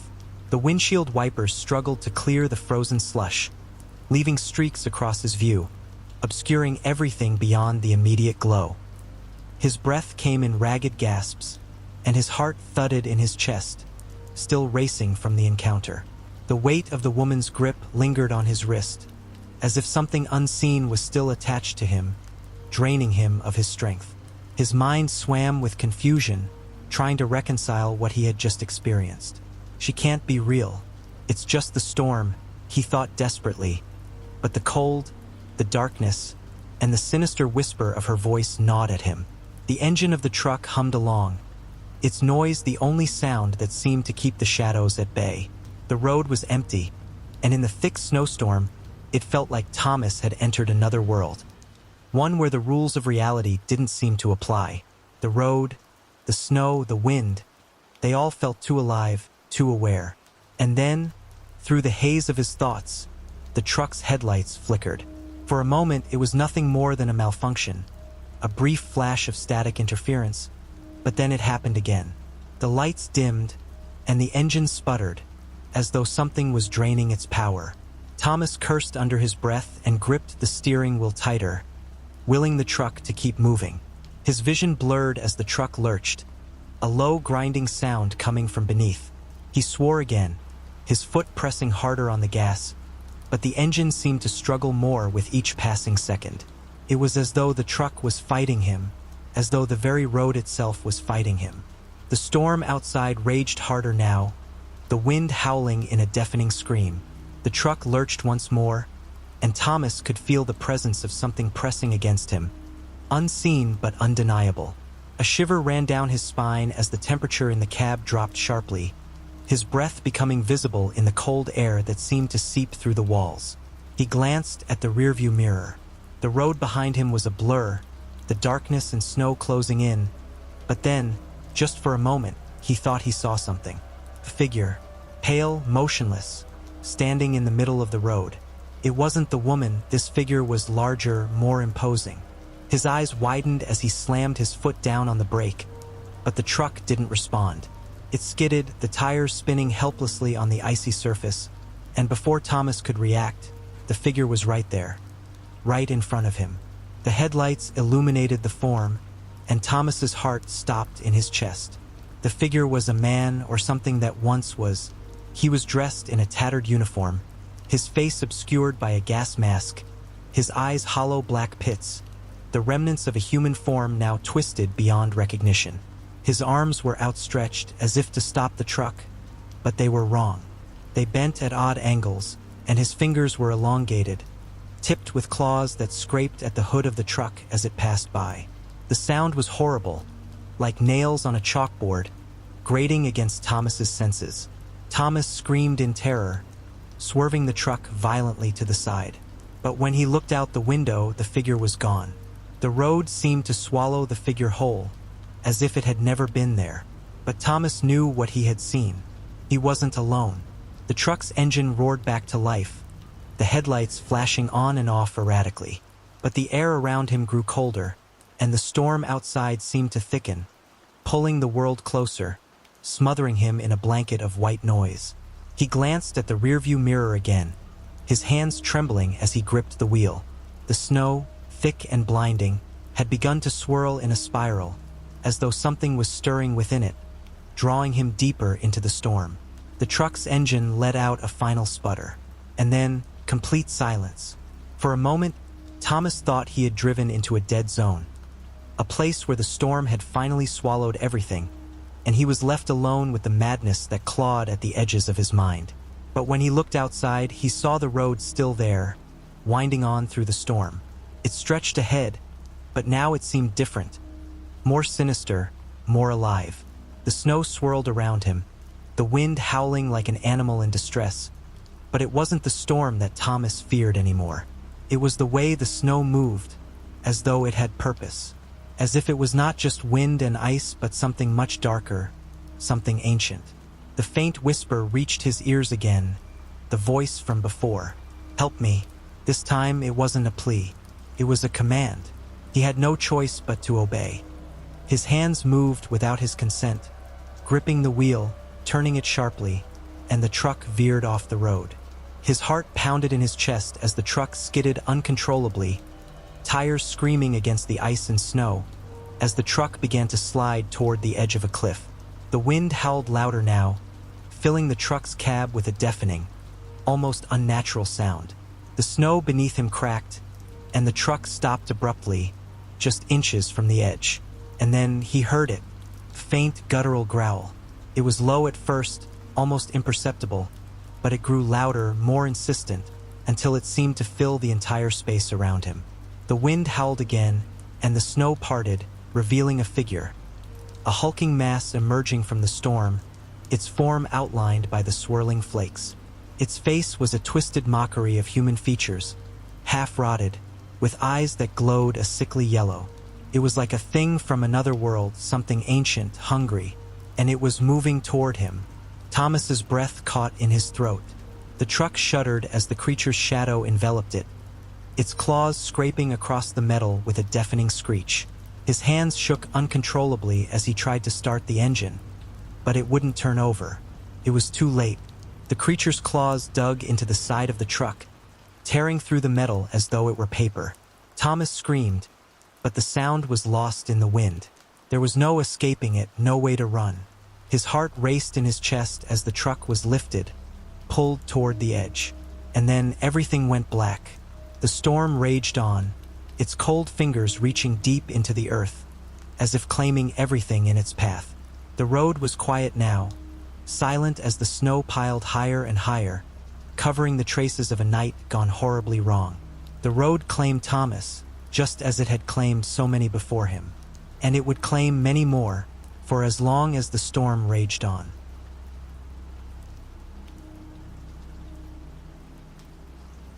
After a long series of harrowing tales, we move on to another story that delves into the eerie and unsettling corners of folklore. This tale will make you rethink the joy of the season, as the line between Christmas cheer and chilling terror blurs in unexpected ways. The snow fell thick and silent, cloaking the town in a pristine, blinding white that muffled all sound. It was Christmas Eve, but there was no joy in the air.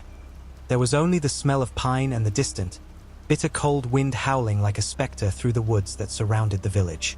In the heart of this silence stood the old manor, abandoned for generations, its twisted spires cutting into the grey sky like gnarled fingers.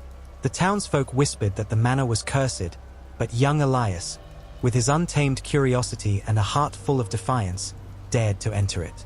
He had grown tired of the endless stories his father told. Stories of strange figures that would appear on Christmas night, bearing gifts that were anything but festive. They said the manor's doors would open on their own, the walls would moan, and shadows with eyes like coal would flicker in the corners of the rooms. It was the old bell at the top of the manor's tower that had called him. Every year on Christmas Eve, it chimed at midnight, as if a hand unseen were pulling its rope, and every year, the townspeople would shudder and pull their curtains tighter. But this year, Elias stood in the snow with the bitter wind biting at his neck, daring the chimes to ring. As he pushed open the iron gate, rust flaked off in brittle sheets, like the skin of a long-dead thing. The front door, heavy and unyielding, creaked open without resistance, as though it had been expecting him. Inside, the air was musty and suffocating, laden with dust and an old, sour scent that seemed to whisper of decay. He lit a match, the flame flickering and casting long, menacing shadows across the cobwebbed walls. The house held its breath, waiting. Then, the floorboards creaked above him, and a cold draft blew down the hallway. Elias spun around, his heart thundering in his chest. "Is anyone there?" he whispered, but the silence swallowed his voice whole. A sudden, sharp sound cut through the air, a child's laugh, bright and sweet. The hair on his neck stood on end. He forced his feet to move, deeper into the darkness, following the laugh that led him to the grand dining hall, where a long table sat, draped in a deep red cloth, and decorated with candles that dripped black wax onto the floor. The scent of burning wax mixed with something metallic. Sitting at the table was a figure cloaked in crimson. Its face was hidden beneath a hood, but its bony fingers were wrapped around an ornament that glistened with a sickly, unnatural sheen. "Welcome," the figure said, its voice hollow as if coming from somewhere far away. The room seemed to shrink, the walls closing in as the shadows twisted and writhed. Elias froze, unable to move, the laugh ringing again, this time behind him, as if dozens of children were whispering secrets that no one should hear. The candle flames guttered, casting grotesque shapes across the walls. From the corners of the room, dark shapes emerged, small, malformed children with eyes that burned like embers, mouths twisted in silent, mocking glee. Elias knew then that he had stepped into a world where the Christmas spirit was not one of joy, but one of ancient, dark hunger. The manor was not a home, but a prison for lost souls, and tonight, on Christmas Eve, they would be free. He stumbled backward, his vision swimming as the figures lunged, laughter and shrieks filling the room as the darkness claimed him. The room seemed to melt around him, the cold seeping into his bones as Elias fell to his knees. The figures surrounding him closed in, their eyes flickering with an otherworldly light. The laughter intensified, sharp and piercing, like 1,000 tiny blades carving through the silence. Elias felt the icy grip of something unseen wrap around his throat, squeezing until he could no longer scream. A voice, ancient and guttural, echoed in the recesses of his mind, speaking in a language he could not understand, but its intent was clear. He was not just an intruder, he was prey. As the air grew colder, the shadows began to take form, coalescing into twisted shapes with limbs that bent at impossible angles. They whispered and chattered, their voices mingling with the wind, and Elias felt his sanity fraying at the edges. The crimson-robed figure leaned closer, revealing a face that was neither human nor beast, skin as pale as bone, hollow eyes that seemed to devour him, and a mouth that split into a smile too wide to be natural. "Christmas is for the ones who remember," the figure said, its voice a chorus of echoes. The children's laughter swelled, now joined by the sound of tiny feet shuffling on the floor. Elias tried to crawl away, but the floor was slick with an oily substance that clung to his skin, pulling him back. His fingers scrabbled at the wood, leaving grooves in the dark veneer as he fought to escape. The dark figures reached for him, their limbs distorting and stretching as they moved, the air filled with the smell of burning pine and something sweet, almost sickly. Suddenly, a flash of golden light burst from the chandelier above, momentarily illuminating the room. The figures shrieked, recoiling as if scorched, their eyes blinking and flickering with the intensity of the glow.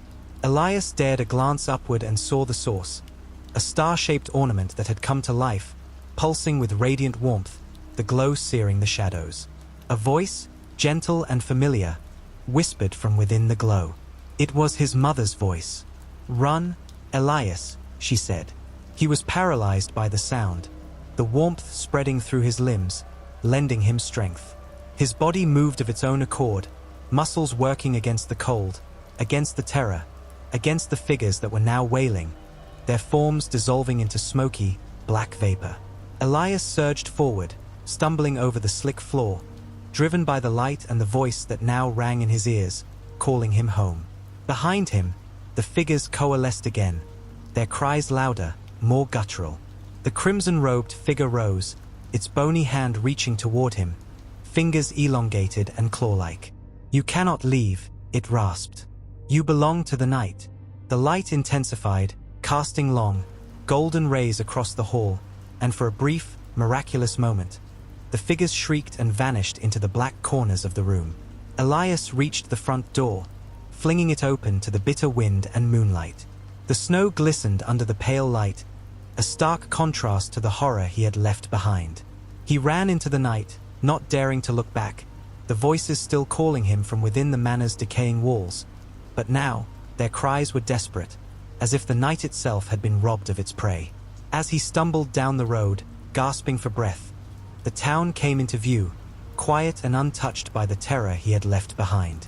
But when he dared to glance over his shoulder, the windows of the manor were illuminated, and behind them, countless faces peered out, eyes wide and mouths agape, their voices now reduced to a haunting whisper. Elias kept running, his heart pounding like a war drum, every step echoing in the cold silence. The wind whipped past him, stinging his face and carrying with it a distant, unnatural sound, a chorus of whispers that seemed to wrap around him like a shroud. It was as if the manor itself were breathing, sighing with the weight of its lost souls. He reached the edge of the forest, his vision blurred from exhaustion and tears. The trees loomed like dark sentinels, their bare branches reaching out like skeletal hands.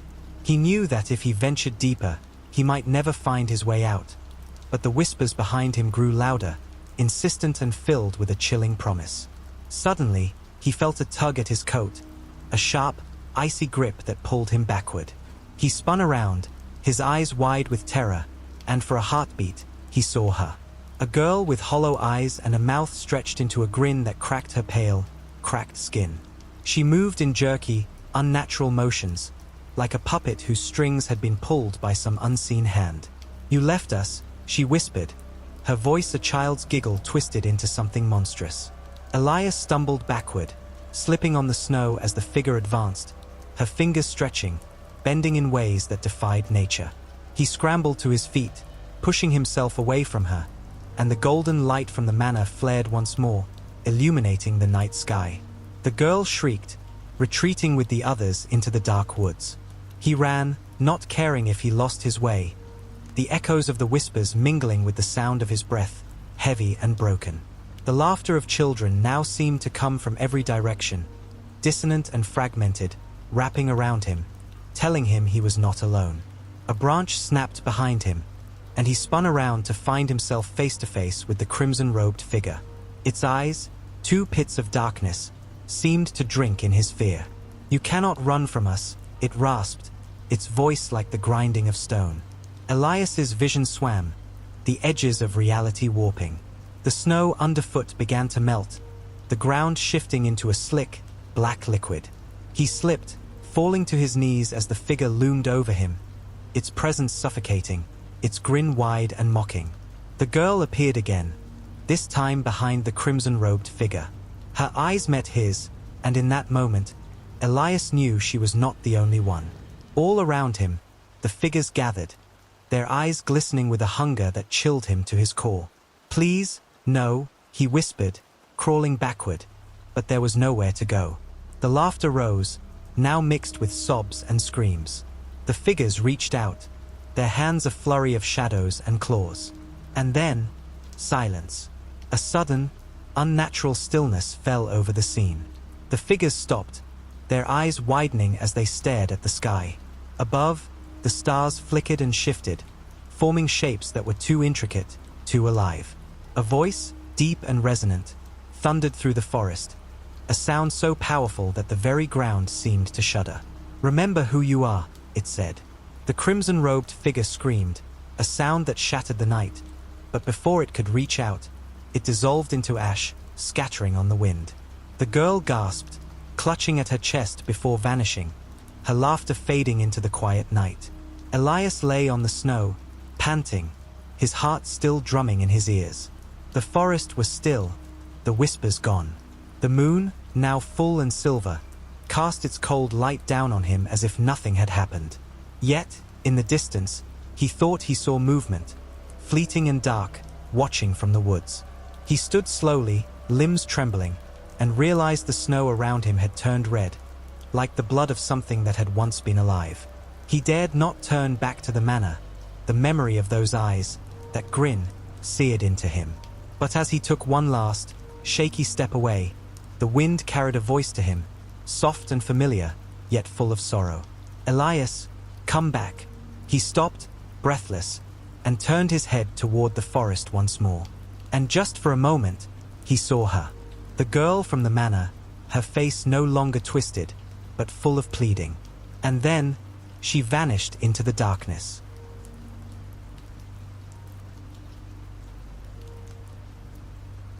The last tale of terror fades into the dark recesses of the mind, leaving an unsettling silence in its wake. But be warned, what comes next is not for the faint of heart. Brace yourself as we delve into the twisted mind of a killer whose reality is anything but normal. The puppeteer begins now. The puppeteer. They never see me coming. Not really. They might sense a shift in the air, a fleeting shadow in their peripheral vision, but by the time they turn to look, I'm already gone. Or worse, I'm already there.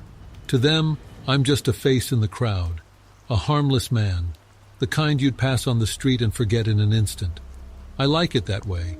People are drawn to what's familiar, and familiarity makes them careless. They'll laugh at my jokes, trust my small talk, and offer a polite smile as I slip past them. They never realize that while they're staring into my eyes, I'm dissecting them, layer by fragile layer. It's not the act of killing that I crave. No, that would be too simple, too crude. It's the moment before, the quiet tension, the sweet anticipation, like pulling back the strings of a marionette, feeling their resistance. There's nothing like that first twitch of fear, the moment they realize they're no longer the one in control. The first one wasn't supposed to happen. I was young, naive. It was an accident, or at least that's what I told myself. She was kind to me, her smile like sunlight breaking through my storm. But she didn't understand. She didn't see the cracks, the dark places I tried to keep hidden. She reached too far, too fast. So I silenced her. My hands around her throat felt so natural, so perfect, like the strings of a puppet winding around my fingers.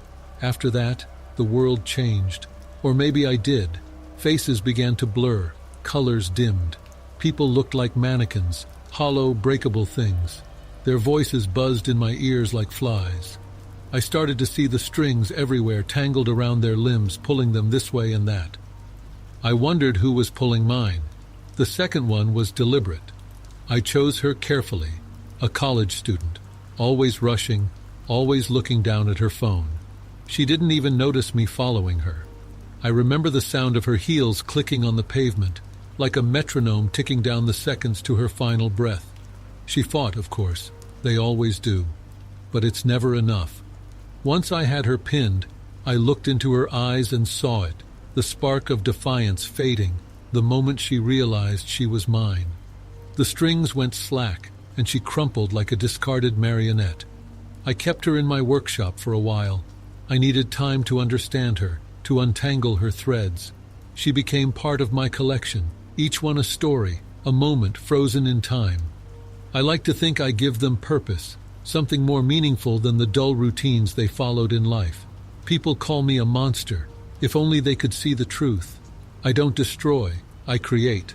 I take their broken lives and weave them into something beautiful, something eternal. The police are getting closer now. I see them in my dreams, faceless figures with their hands outstretched, trying to sever my strings. But they don't understand.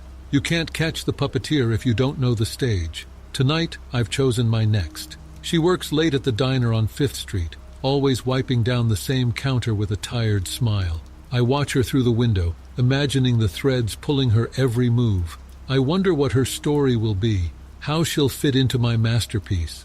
As I step into the diner, she looks up and greets me with that same weary smile. She doesn't see the strings wrapping around her, doesn't feel the weight of my gaze, but she will. She always does.